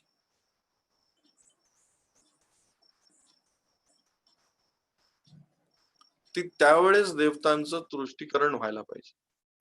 कारण ती मंडळी कशी आहे, आत्म्यामध्ये रमणारी, आत्म्यामध्ये तृप्त आणि आत्म्यामध्ये संतुष्ट आहे. त्यांच्यासाठी कुठलंही कर्तव्य उरत नाही, सांगितलं गेलेलं आहे. त्या महामनुष्याला या विश्वात कर्मे करण्याचे काही प्रयोजन असत नाही, तसेच कर्म न करण्याचेही प्रयोजन असत नाही. तसेच सर्व प्राणी मात्रातही त्याचा जरा देखील स्वार्थाचा संबंध असत नाही. जनकादी ज्ञानी लोकही आसक्ती रहित कर्मानीच परमसिद्धीला प्राप्त झाले होते. म्हणून तसेच लोकसंग्रहाकडे दृष्टी देऊन देखील तू कर्म करणेच योग्य आहे. आता इथे जनकाचा उल्लेख झालेला आहे. जनकाचा उल्लेख यासाठी झालेला आहे की जनकाचा संबंध इथे येतो अष्टावक्र गीतेतो. अष्टावक्र गीतेचा याचा थोडासा संबंध घेऊया आपण, की ज्ञानाचं महत्व जे आहे ते अष्टावक्र गीतेमध्ये सांगितलं गेलेलं आहे. अष्टावक्र गीता जी आहे ती करोड ऋषींचा मुलगा अष्टावक्र. अष्टावक्र नाव यासाठी ठेवलं गेलेलं आहे की त्याचं अंग 8 ठिकाणी वाकडं होतं, म्हणून अष्टावक्र हे नाव दिलं गेलेलं आहे.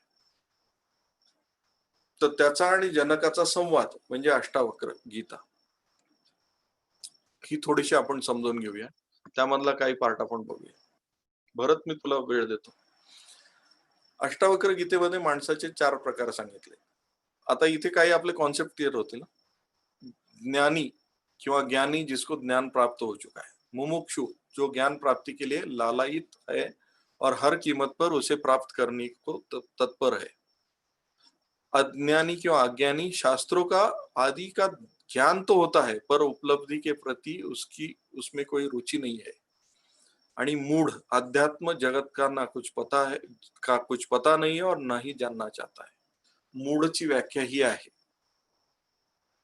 सो आपण कुठल्या कॅटेगरीत येता हे आपणच बघून घ्या.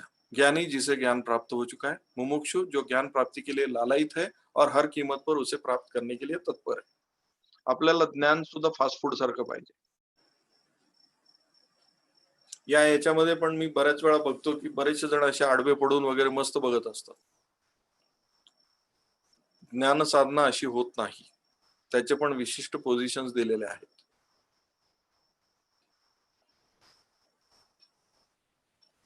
त्याच्या पण पोझिशन्स दिलेल्या आहेत. सो तुम्ही एक लक्षात घ्या की प्रत्येकाला तुम्हाला एका विशिष्ट परिस्थितीमध्ये प्राप्त करावं लागेल. आणि अगदी तुम्हाला अगदी शास्त्राचं जरी सायन्स सांगतो मी, सरळ बसलेला असतो माणूस त्यावेळेस त्याच्या फुफ्फुसामध्ये सगळ्यात जास्त हवा भरली जाते. फुफ्फुसामध्ये हवा भरली जाते त्यावेळेस बॉडीमध्ये ऑक्सिजन सगळ्यात जास्त असतो. ऑक्सिजन ज्यावेळेस सगळ्यात जास्त असतो त्यावेळेस मेंदू जास्त तल्लखपणे काम करतो. मेंदू ज्यावेळेस सगळ्यात जास्त तल्लखपणे काम करतो त्यावेळेस सगळ्यात जास्त बुद्धीला चालना मिळते, मेंदूला चालना मिळते. सिंपल आहे.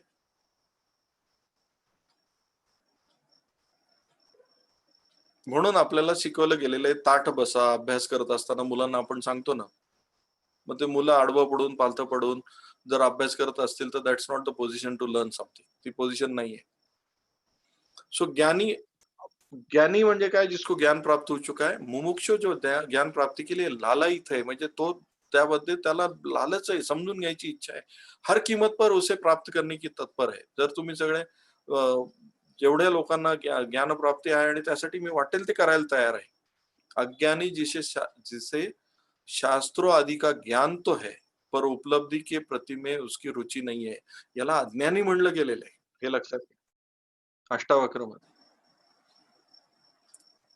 ज्ञान आहे पण त्याच्यापासून लाभ मिळवण्याकरता जे कर्म करण्याची गरज आहे ते न करणे इज अज्ञान.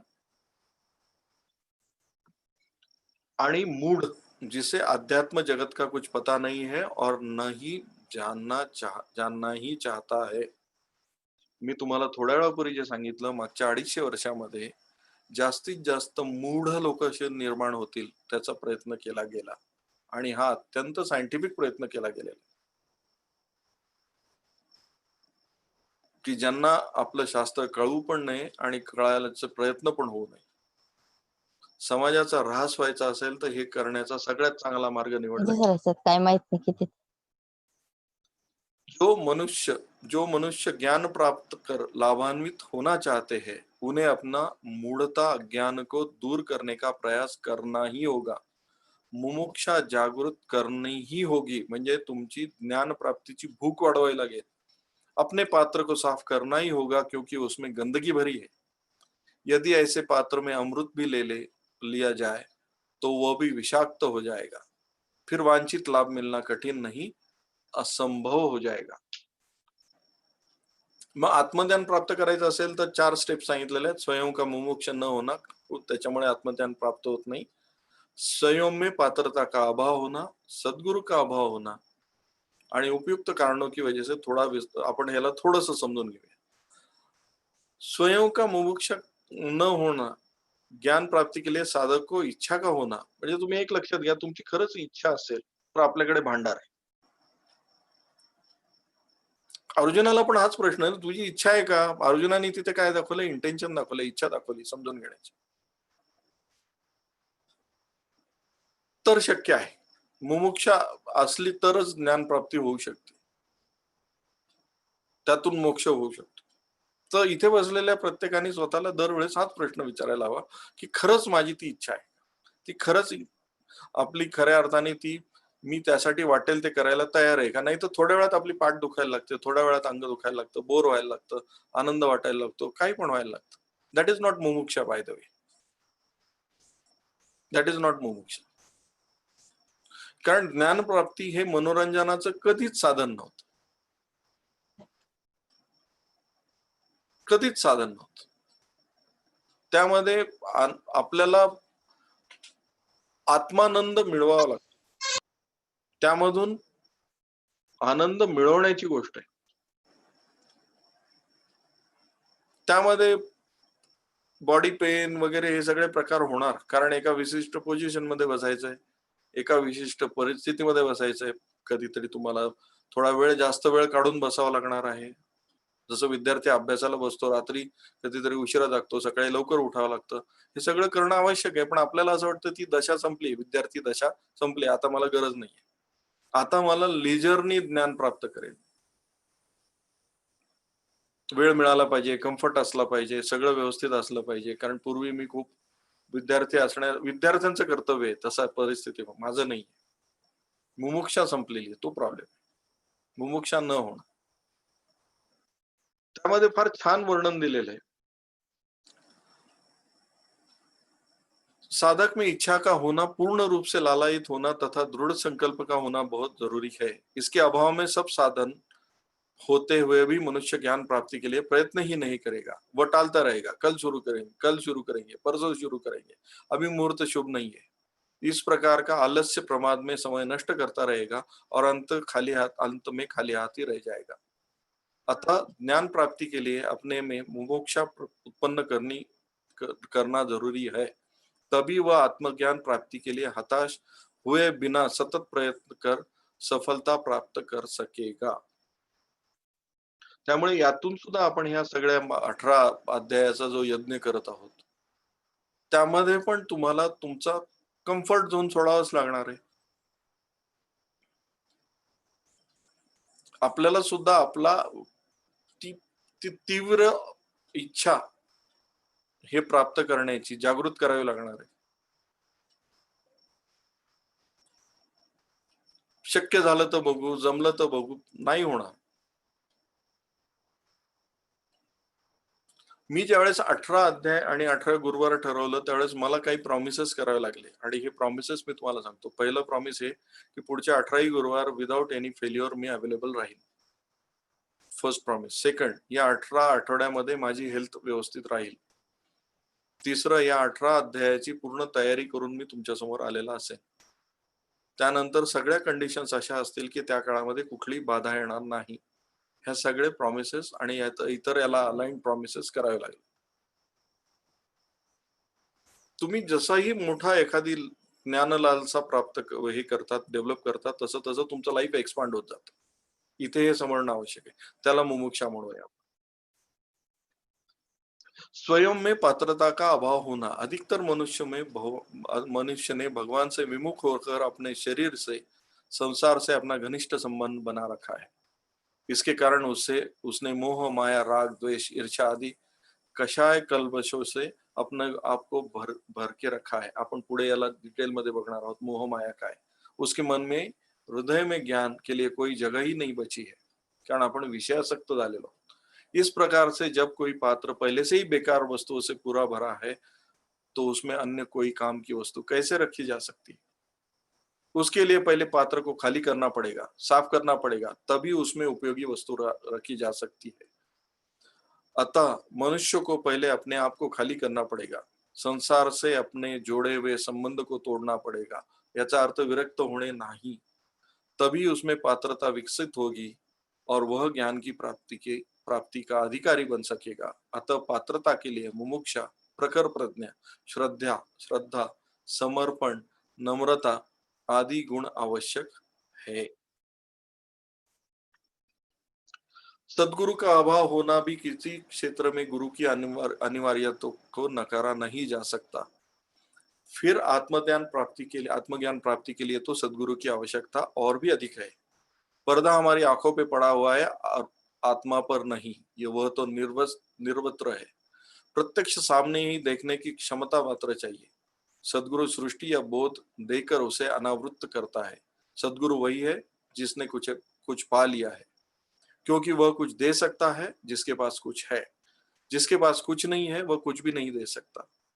प्रत्युत वह तो भटका देगा। म्हणजे इथे आपल्याला तुम्हाला लक्षात येईल की एक्झॅक्टली दुर्योधनाचा काय प्रॉब्लेम झाला होता। अतः ज्ञान प्राप्ति के लिए सदगुरु की खोज करनी होगी। वैसे तो कहा ही गया होगा कि जब शिष्य ज्ञान प्राप्ति के लिए मार्ग पर दृढ़ संकल्प के साथ चल देता है तो ईश्वर स्वयं गुरु के रूप में मार्गदर्शन देने के लिए शिष्य के समक्ष प्रकट हो जाते हैं। पर इसके लिए शिष्य को ज्ञान प्राप्ति के लिए अपने में विकलता, छटपटाहट जागृत करनी होगी। उपयुक्त तीनों जब मिल जाते हैं तो त्रिवेणी का संगम हो जाता है, तब एक विस्फोट होती है, घटना घटित हो जाती है और चेतना अर्थात जागरूकता प्रकट हो जाती है। हे करेपर्यंत तुम्हाला भगवद्गीता पण समजणार नाही समोर असून सुद्धा, बऱ्याच वेळा वाचून सुद्धा। ती मुमुक्षा आवश्यक आहे। तर अष्टावक्राला जनक आणि अष्टावक्र मध्ये काय झालेलं आहे कि उपयुक्त आदेश में अष्टावक्र राजा ने जनक को क्षमा, आर्जव, दया, संतोष और सत्य को अपनाने को कहते हैं, तथा विषयों को छोड़ने को कहते हैं। आता जनकाचा उल्लेख आलाय म्हणून आपण हे बघतोय की इथे अर्जुनाला काय काय सांगितलं जातंय। क्षमा, अकारण अपराध करने वाले को दंड देने का सामर्थ्य होते हुए भी अपराध सहन करने को क्षमा कहते हैं। ना क्षमेचं डेफिनेशन काय दिलं गेलेलं आहे की तुम्ही उदार अंतःकरणाने समोरच्याला जे देता त्याला क्षमा म्हणतात, जस्टिफिकेशन नाही, त्याला क्षमा म्हणतात। आर्जव सरलता सीधेपन को आर्जव करते, साधक में सीधा सरल भाव होना चाहिए, भले ही वो लोग उसे मूर्ख और नासमझ समझे।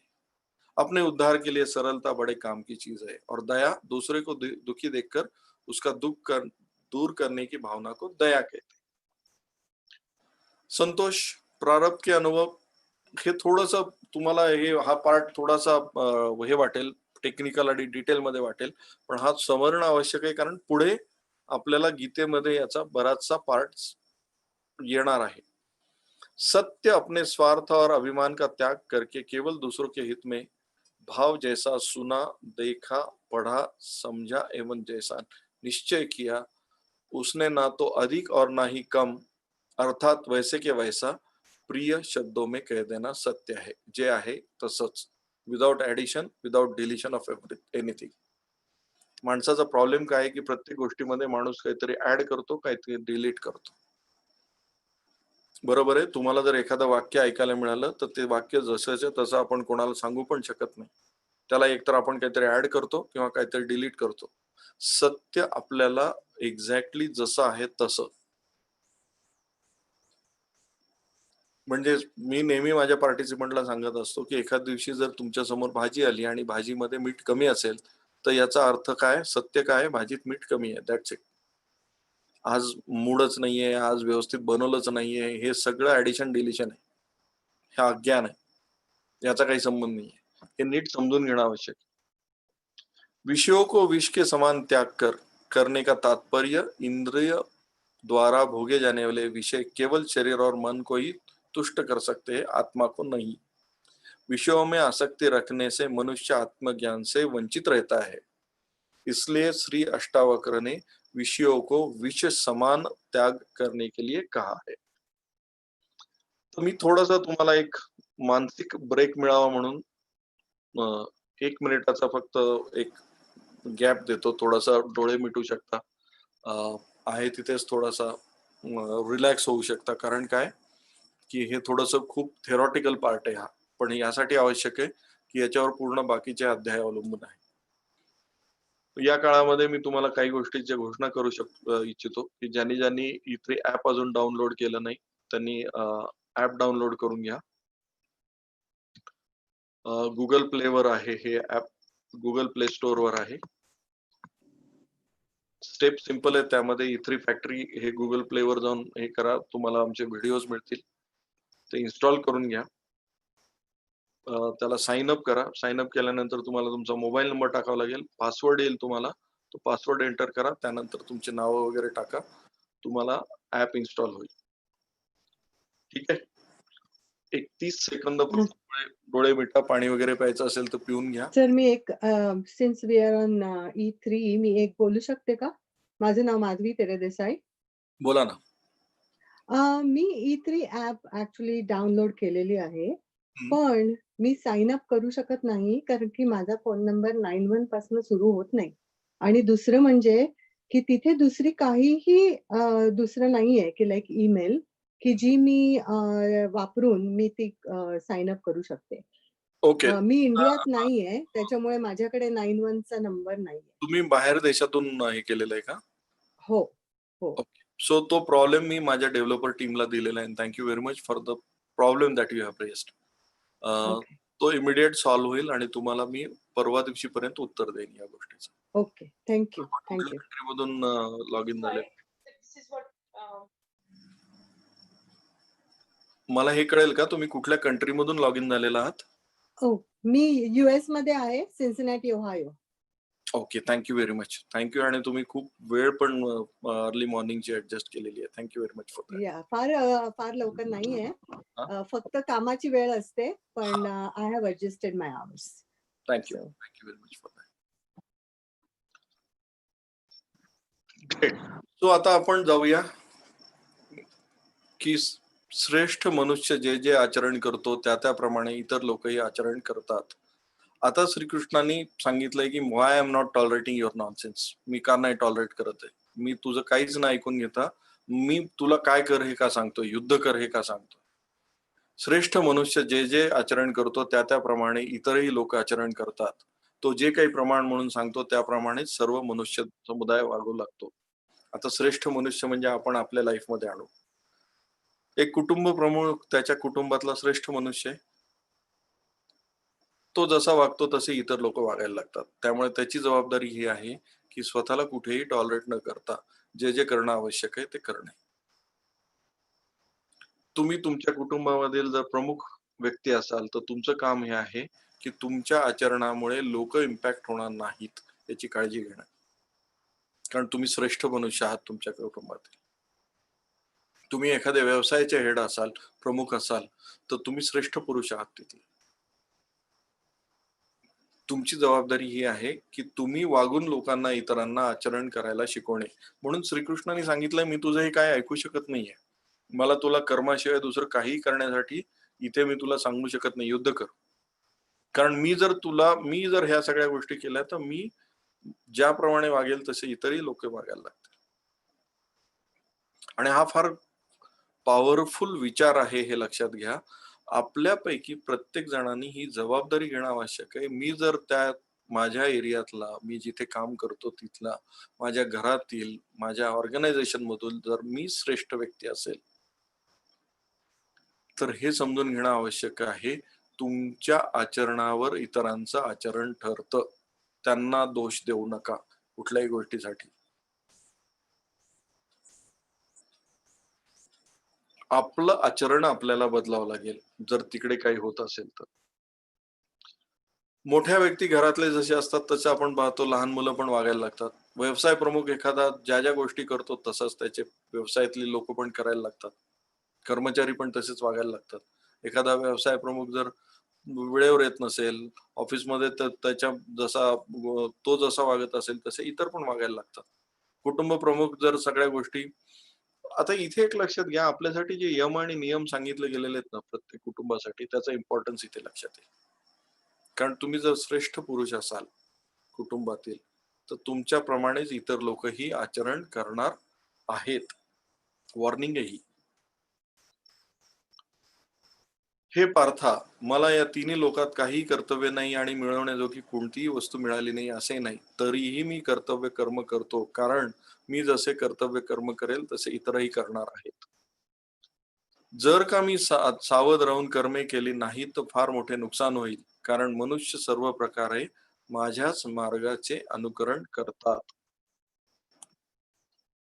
परमात्म स्वरूपात स्थिर असलेल्या ज्ञानी मनुष्याने शास्त्र विरहित कर्मात आसक्ती असलेल्या अज्ञानी लोकांच्या बुद्धीत भ्रम म्हणजे कर्माविषयी अश्रद्धा निर्माण करू नये. उलट स्वतः शास्त्र विरहित सर्व कर्मे उत्तम प्रकारे करीत त्यांच्यापणे पण करून घ्यावीत. इथे त्यांनी सांगितलं की मला करण्यासारखं काही नाही, तरी पण मी इथे काय आहे, कारण मला तुम्हाला हे दाखवून द्यायचंय.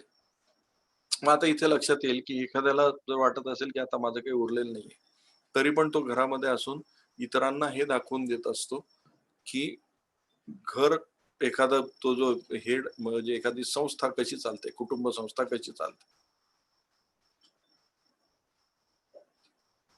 कारण त्याच्याकडे बघून इतर सगळे लोक अनुकरण करत असतात. वास्तविक सर्व कर्मे सर्व प्रकारे प्रकृतीच्या गुणामार्फत केली जातात. तरीही ज्यांचे अंतःकरण अहंकारामुळे मोहित झाले आहे असे अज्ञानी मनुष्य मी करता आहे असं मानतो. हे लक्षात घ्या की हे जरी आपण करत असलो तरी तुम्ही करता नाही आहात. हे प्रकृतीचे गुण आहेत. जे काय होत आहे आपल्याकडे, आपण जे काही करत आहोत ते प्रकृतीने करून दिलेलं विहित कार्य आहे. अहंकारी माणसं फक्त म्हणतात की हे मी करतोय, पण लक्षात घ्या तुम्ही ते करत नाही आहात. हे प्रकृतीचं काम. प्रकृतीच्या गुणाने अत्यंत मोहित झालेली माणसे गुणात आणि कर्मात आसक्त होतात. त्या चांगल्या रीतीने न जाणणाऱ्या मंद बुद्धीच्या अज्ञानी मनुष्याचा पूर्ण ज्ञान असलेल्या ज्ञानी मनुष्यांनी बुद्धिभेद करू नये. म्हणजे प्रकृतीच्या गुणांनी अत्यंत मोहित झालेली माणसे गुणात आणि कर्मात आसक्त होतात. आपल्या आजूबाजूला जर अशी माणसं असेल तर अशा रीतीने न जाणणाऱ्या मंद बुद्धीच्या अज्ञानी मनुष्याचा पूर्ण ज्ञान असणाऱ्यांनी, ज्यांना हे कळतं की अरे यांच्याकडून चुका का होत आहेत, अशा माणसांनी बुद्धिभेद करू नये. त्यांचा ऱ्हास होतो. म्हणजे थोडक्यात काय की ज्याला कळतं की आजूबाजूची माणसं चुका करतायत, त्यांच्या बुद्धिभेद करण्यापेक्षा त्यांना मार्गदर्शन करा. योग्य कर्म करण्याचं मार्गदर्शन करा. 99% लोक याच्या विरुद्ध काम करतात. ते चुका काढण्यामध्ये स्वतःला इंटरेस्ट घेत राहतात. कारण त्यांना काय, ते कशाने मोहित झालेले असतात? अहंकाराने मोहित झालेले असतात. तर बुद्धिभेद बघा तुम्ही, तुमचा कर्मचारी, तुमच्या घरातली व्यक्ती, तुमच्या आजूबाजूचे लोक जर चुका करत असतील तर आपण त्यांचा बुद्धिभेद कसा करत असतो? त्यांना अजून ते कसे चुका आहेत हे समजून सांगण्यात वेळ घालवत असतो. या पूर्ण गीतेच्या अध्यायामधून हे शिकून घ्या ना की अर्जुनाला कुठेही तू चूक आहेस हे सांगण्यापेक्षा तू काय करायला पाहिजे हे सांगितलं गेलं. आपण हे करतो का? आपण उलट बुद्धिभेद करत राहतो आजूबाजूच्या लोकांना. जर तुमच्याकडे ज्ञान आहे करेक्ट काय करायला पाहिजे आजूबाजूच्या लोकांनी, तर त्याचा वापर लोकांचं उन्नती करण्याकरता झाला पाहिजे आजूबाजूला, रादर दॅन अहंकाराने मोहित होऊन मला कसं जास्त कळतं आणि तुला कसं कळत नाही हे सांगण्यामध्ये आणि त्याचा बुद्धिभेद करण्यासाठी वापरला नाही गेला पाहिजे.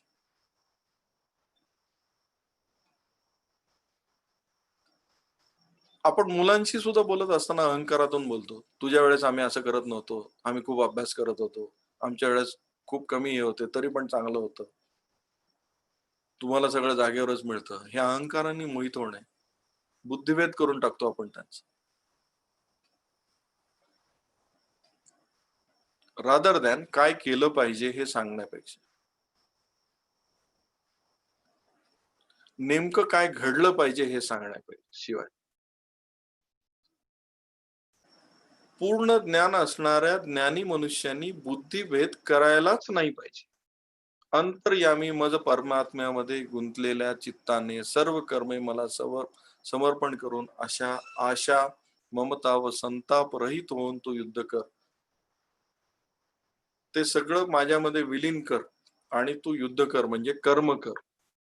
प्रत्येक इंद्रियाच्या विषयात राग व द्वेष लपलेले असतात.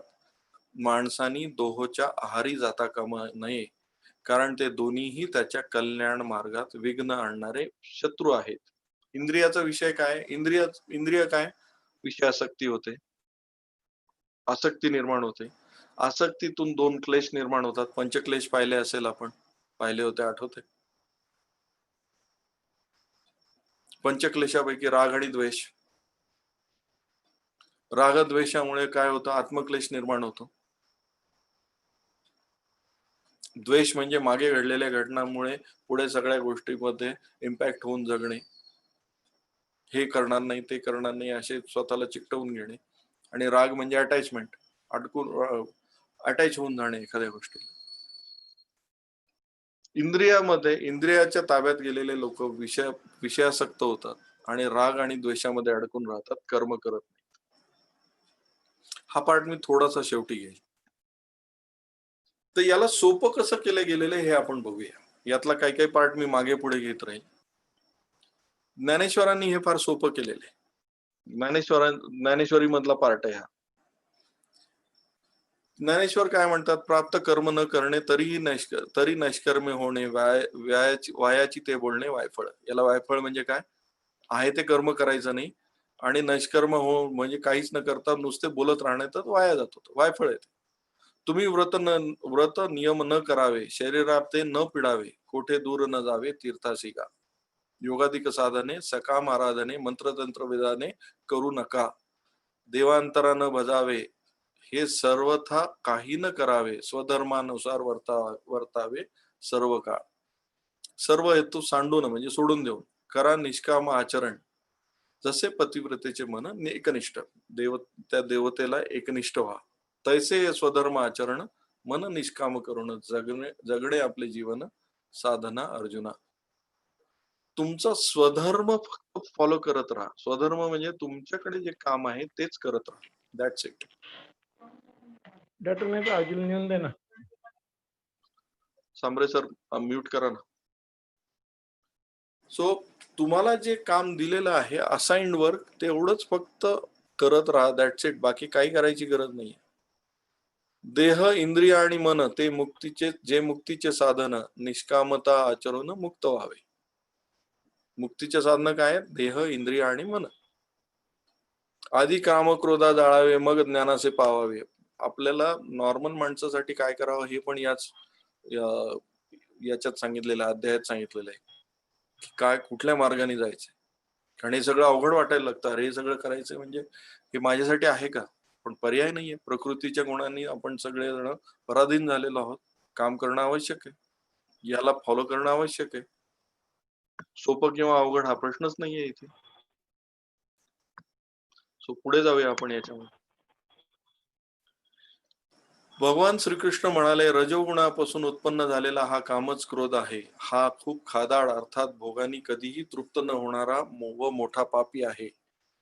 हाच विषयातील वैरी आहे असे तू जाण. याचं थोडस एक्सप्लेनेशन लक्षात घ्या. 3 तत्व आहेत आपले, सत्व, राजस आणि तामस. या तिघांचे पण गुण आहेत.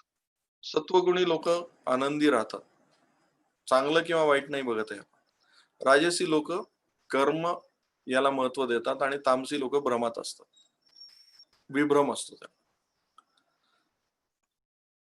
बाहेर येण्यासाठी काय करणं आवश्यक आहे? आता आपण तर नॉर्मल आहोत सगळेजण, एक लक्षात घ्या, नॉर्मल ह्युमन बिईंग्स, सामान्य माणसांनी याच्यातून, या तिन्ही त्रिगुणात्मक लाईफ जर जगायचं असेल, त्रिगुणात्मक दोषातून बाहेर यायचं असेल तर काय करावं लागेल? इथे फार मोठं सूत्र दडलेलं आहे, हे लक्षात घ्या. कर्मकांडात अडकून राहणे किंवा सतत विभ्रमावस्थेत राहणं हे राजसी किंवा तामसी राहणे, आणि सात्विक म्हणजे आनंदी राहणे, आहे त्या परिस्थितीत आनंदी राहणे. आत्ता या क्षणी दिलेला या अध्यायातला मंत्र हा आहे की यातून बाहेर पडायचं असेल, इथून मुक्ती पाहिजे असेल तर सात्विकता वाढवा, राजस आणि तामस कमी करा. सात्विकता वाढवा म्हणजे काय? आनंदी राहण्याची कला वाढवून घ्या.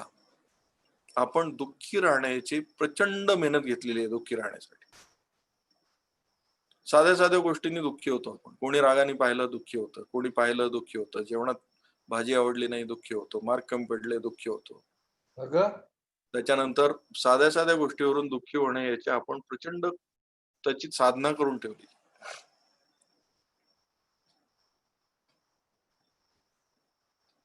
भ्रमात असतो सध्या काय करावं काय नाही करावं, किंवा खूप मेहनतीमध्ये अडकलेला असतो.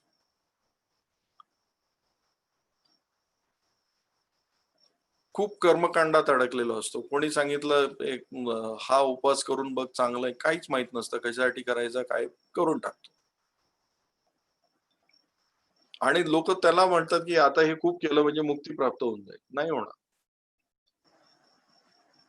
पहिले आपल्याला जर समजा यातून बाहेर पडायचं असेल तर सात्विकता वाढवायची. सात्विकता वाढवायचा म्हणजे आहे तिथे आनंद निर्माण करण्याची कला वाढवायची. आणि काही झालं तरी मी स्वतःला आनंद ठेवेल, आनंदी राहील याचा संकल्प ठेवावा लागेल. इथे स्वतःला ट्रेन करावं लागेल. काही झालं तरी मी आनंदी राहील. कारण या त्रिगुणात्मक दोषामधून पहिले बाहेर येण्याची कला शिकावी लागेल. इथे तो त्रिगुणात्मक हे सांगितलेलं आहे. हे सगळं करणं इज ऑल्सो माया. पण त्यातल्या त्यात बाहेर येण्याकरता पहिले आपल्याला सात्विकता वाढवायला लागेल. सात्विकता वाढवणे म्हणजे सतत स्वतःला आनंदी ठेवणे. सो आतापासून कमीत कमी पुढचे जे 16 गुरुवार उरलेले आहेत, जे 15 गुरुवार उरलेले आहेत, त्यामध्ये स्वतःशी एक संकल्प करा की काही झालं तरी मी आनंदी ठेवेल स्वतःला. काही झालं तरी मी खुश राहील. आणि श्रीकृष्णांनी हे सांगण्याचा अधिकार काय? कारण श्रीकृष्णांनी स्वतः ते करून दाखवलेले. कुठल्याही परिस्थितीमध्ये श्रीकृष्णाचं वर्णन हे नेहमी स्मित हास्यासकट केलेलं आहे. का बरं? कारण काही झालं तरी श्रीकृष्णाला माहिती असायचं की हे सत्य नाहीये. पण माणूस स्मित हास्य कधी करतो? ज्यावेळेस त्याला माहिती असतं जे समोर दिसतंय तसं नाहीये, पण तरी पण ते मला मान्य आहे. ते स्वीकारण्याची एकच पद्धत आहे, म्हणजे मंद हसणे एखाद्या गोष्टीकडे बघून. म्हणजे तुम्ही बघा एखादं मूल जर छोटं आजूबाजूला गडबड करत असेल, चूक करत असेल आणि त्यांनी येऊन खोटं जरी काहीतरी सांगितलं तरी आपण मस्त गोड हसतो ना त्याच्याकडे बघून. कारण आपण म्हणतो ओके तू जे सांगतोय ते मला मान्य आहे आणि मला माहिती आहे की हे सत्य नाहीये, but we smile and we make it real. पुढचे 15 आठवडे संकल्प घ्या की काही जरी झालं तरी मी माझं स्माइल मेंटेन करेल. सात्विकता वाढवा. आळस, झोप, खूप खाण्याची इच्छा म्हणजे तामसी. आळस, झोप, खूप झोप याची सगळ्याची आणि वैराग्य. तामसी म्हणजे तमोगुण जे आहे ते वैराग्य. काही जण बिझनेस मध्ये वैराग्य प्राप्त झालेले असतात. काय फरक पडतो, झाला नाही झाला वगैरे वगैरे, मग ते अंगाला राख फासावी लागते. तर तो भाग वेगळा आहे. आपण तो कधीतरी वेगळ्या प्रोग्राम मध्ये बघूया. आजच्या या अध्यायाचा तो पार्ट नाही. पण यातून मुक्ती मिळवणे, यातून बाहेर येणं हे तत्व लक्षात घ्या. ज्याप्रमाणे धुराने अग्नी, धुळीने आरसा आणि वाऱ्याने गर्भ झाकला जातो, त्यामुळे त्या कामामुळे हे अज्ञान आच्छादित राहते. या माणसाच्या आसक्ती ज्या आहेत त्या सगळ्या ज्ञानाला झाकून ठेवतात. आपल्या आसक्तीमुळे ज्ञान लक्षात येत नाही. आपल्याला सगळ्या गोष्टीची आसक्ती जी निर्माण झाली आहे ती फक्त विषयाशी रिलेटेड आहे. विषयाचा विषय हा इंद्रियाशी रिलेटेड आहे. इंद्रिय भोग करत बसण्यामुळे काय झालेलं आहे तर खरं ज्ञान आपलं झाकलं गेलेलं आहे आणि आपल्याला वाटतं हेच माझं आयुष्य. आसक्ती जितकी कमी होत जाईल तितकं जास्त तुम्हाला लक्षात येईल, तुमचं ज्ञान साधना सुरू होईल.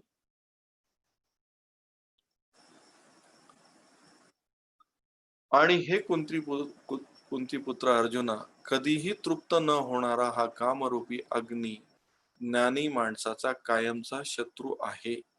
त्याने मनुष्याचे ज्ञान झाकले आहे. इंद्रिय, मन आणि बुद्धी ही या कामाचे निवासस्थान म्हणली जातात. हा काम या मन, बुद्धी, इंद्रियाच्या द्वारा ज्ञानाला आच्छादित करून जीवात्म्याला मोहित करतो. आज आपण कुठे अडकलो आहोत बघा, याचं उत्तर इथे. इंद्रिय, मन आणि बुद्धी ही कामाचे निवासस्थान म्हटली जातात. आपण इंद्रियामध्ये अडकलोय, मनाला काय वाटतं त्याच्यामध्ये अडकलोय, बुद्धीचे वापर किंवा न करणे याच्यामध्ये अडकलेलो आहोत. आणि याच्यामुळे काय झाकलं गेलेलं आहे? ज्ञान. ह्याला थोडंसं मी एक्सप्लेन केलंय पुढे. म्हणून हे अर्जुना, तू प्रथम इंद्रियावर ताबा ठेवून ते ज्ञान आणि विज्ञान याचा नाश करणाऱ्या मोठ्या पापी कामाला अवश्य बळेच मारून टाक. तो श्रेष्ठत्व निर्माण करायचं असेल तर त्याचा सिक्वेन्स आहे. शरीर कशाद्वारे काम करून घेतं? ज्ञानेंद्रिय. शरीराच्या पलीकडे काय? ज्ञानेंद्रिय. ज्ञानेंद्रियाच्या पलीकडे काय? मन आहे. मनाच्या पलीकडे काय? बुद्धी आहे. बुद्धीच्या पलीकडे काय? आत्मा आहे.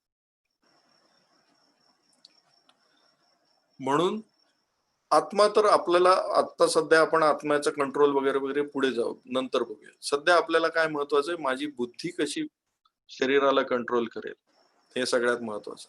कारण शरीर हे दोन ठिकाणी काम करून घेत असतात, ज्ञानेंद्रियाद्वारे, कर्मेंद्रियाद्वारे. जर तुमची बुद्धी तुम्ही जर कंट्रोलमध्ये ठेवली, स्थिर बुद्धी हा जो आपण पाहिला होता, तो जर असेल तर तुमचं कर्मेंद्रिय आणि ज्ञानेंद्रिय दोन्हीही तुमच्या ताब्यात राहतात. म्हणून सगळ्यात जास्त काम बुद्धी आणि आत्मा, आणि आपण आता सध्या आपल्या आपल्या याच्यानुसार आपण आपल्या बुद्धीवर काम केलं पाहिजे. स्थिर कशी राहील याच्यावर काम केलं पाहिजे. इंद्रियांना स्थूल शरीराहून पर म्हणजे श्रेष्ठ, बलवान अशा सूक्ष्म म्हणले जाते. इंद्रियाहून मन पर आहे, मनाहून बुद्धी पर आहे, आणि बुद्धीहूनही अत्यंत पर आहे तो आत्मा आहे. म्हणून आता सध्या आपण आपली बुद्धी स्थिर कशी करता येईल आणि आत्मा कसा बलवान करता येईल याच्यावर काम केलं पाहिजे. अशा प्रकारे बुद्धीहून पर अर्थात सूक्ष्म, बलवान व अत्यंत श्रेष्ठ असा आत्मा आहे हे जाणून तू बुद्धीच्या द्वारा मनाला स्वाधीन करून हे महाभाव तू या कामस्वरूप अजिंक्य शत्रूला मारून टाक. म्हणजे इथे खऱ्या अर्थाने श्रेष्ठत्व कशाला दिलं गेलेलं आहे? बुद्धी. सृष्टी दोन गोष्टीपासून बनलेली, परत एकदा नीट समजून घेऊ. प्रकृती आणि पुरुष. प्रकृती म्हणजे माया, ज्या बदलणाऱ्या गोष्टी आपल्या आजूबाजूला दिसतात त्या प्रकृती आहे. जे बदलत नाही, जे त्रिकाला बाधित आहे त्याला पुरुष म्हणलं जातं. प्रकृतीचे 3 गुण सांगितले गेलेले आहेत, किंवा ज्या ज्या गोष्टी भौतिक आहेत त्या सत्वगुणी आहेत, राजस आहेत किंवा तामसिक आहेत. जेवण सुद्धा तामसी असतं, राजस असतं किंवा सात्विक असतं. सत्वगुणाचं काय? सात्विक आणि शुद्धता हे ते लक्षण आहे. राजस म्हणजे इच्छा, भावना, युटिलायझेशन, आणि तामस म्हणजे अशुद्ध, आळस, अंधार. तुम्हाला जर तुमच्या चेतना जागृत करायच्या असेल तर तुम्हाला या दोन्हीतला फरक लक्षात घ्यावा लागेल. हा अध्यायच या सगळ्या गोष्टीबद्दल आहे की प्रकृती आणि पुरुष या दोन मधला फरक समजून घ्यायचा आहे, आणि तुला आता तुझ्या बुद्धीने कामं करून घ्यायची आहेत आणि कर्म करायचे. सो एक लक्षात घ्या, थोडस जर आपण या अध्यायाकडे नीट बघायचं झालं तर यामध्ये काय सांगितलं गेलेलं आहे की तू सगळा हा जो विचार करत आहे हा सगळा बाजूला ठेव, आणि तुला एकच काम करायचंय ते म्हणजे युद्ध कर. कारण तू कर्म न करण्याचं महत्वाचं कारण काय? तू राजस आणि तामसिक गुणाच्या याच्यामध्ये आहारी जाऊन बदलणाऱ्या गोष्टीच्या मागे जी माया आहे त्याच्या गोष्टीच्या मागे लागलेला आहे, पण तू सत्य जे आहेस ते समजत नाहीयेस. हा भ्रम या अध्यायात दूर केलेला आहे. सो आपलं सुद्धा जर या आठवड्यामध्ये जर मी तुम्हाला असाइनमेंट द्यायचं ठरवलं तर तुम्हाला एकच करायचंय, स्वतःला या आठवड्याभर आनंदी ठेवायचं, फर्स्ट थिंग. आणि ज्या बदलणाऱ्या गोष्टी आहेत ती माया आहे. माया आहे म्हणजे काय? त्या टिकणाऱ्या गोष्टी नाहीयेत. त्याच्यामध्ये अडकून न पडता जो बुद्धी आणि स्थिर ठेवणारी गोष्ट आहे त्याला बल कसं मिळेल यासाठी यज्ञ करणे म्हणजे आहुती देणे, आणि तुमच्या ज्या देवता आहेत त्यांना संतुष्ट ठेवणे. याला अगदी फॉरेनच्या सुद्धा लोकांनी हे केलेलं आहे. म्हणजे आपण आपल्याला थोडंसं बाहेरच्या लोकांनी काम केलं की बरं वाटतं. डेल कार्नेजी नावाच्या एका व्यक्तीने जगातल्या सगळ्यात श्रीमंत लोकांची यादी काढली आणि त्यांच्यातल्या कॉमन गोष्ट काय ती पाहिली. त्याच्यामध्ये त्यांना 2 गोष्टी कॉमन आढळल्या जगातल्या श्रीमंत लोकांमध्ये. त्यांनी जेवढ्यांचा अभ्यास केला त्याच्यामध्ये. एक तर त्यांच्या घरच्यांशी असलेले संबंध, त्यातल्या त्यात वडिलांशी असलेले संबंध ग्रेट होते. ते लोक श्रीमंत होतात. आणि रिलेशनशिप ज्यांचे ग्रेट असतात त्यांच्यामध्ये त्यांनी शोध लावला, आईशी ज्याचं रिलेशन चांगलं असतं त्याचे आयुष्यातले बाकीचे रिलेशन पण चांगले असतात. देवता हा कॉन्सेप्ट अगदी वेगवेगळ्या मार्गामध्ये सुद्धा आता सायंटिस्टनी अभ्यास केलेला आहे. सो या आठवड्यामध्ये आपल्याला अभ्यास जो करायचा आहे तो या सगळ्या गोष्टींचा करायचा आहे. थोडासा हा अध्याय क्लिष्ट आहे, मोठा आहे, पण मी शक्य तेवढा सोपा केला. आणि परत आपण एकदा काय बघत आहोत तर हा अजागृत चेतनापासून जागृतीकडे वळत आहोत. श्रीकृष्ण हा उदाहरणच आहे मूर्तिमंत जागृत चेतनेचं, जागृत अवस्थेचं, सतत जागृत असणे आणि सतत काय आवश्यक आहे त्याविषयी चर्चा करणे. That's it. या आठवड्यात तुम्ही सुद्धा हे बघा की तुमच्या आजूबाजूला असलेल्या जे लोक चुका करत आहेत त्यांचा बुद्धिभेद करण्यापेक्षा त्यांना काय करता येईल याच्याविषयी मार्गदर्शन करा. तर तुम्हाला लक्षात येईल की आजूबाजूचं काम खूप सोपं होतं. एवढ्या सगळ्या छोट्याशा टिप्स आहेत या 43 ओव्यांमध्ये, 43 ज्याला असं म्हणू की या कवितेच्या याच्यामध्ये. कारण हे काव्य आहे खऱ्या अर्थाने, लयबद्ध रचना आहे म्हणून काव्य आहे. आता मी काही शंका घेईन, काही कोणाला शंका असतील तर विचारा.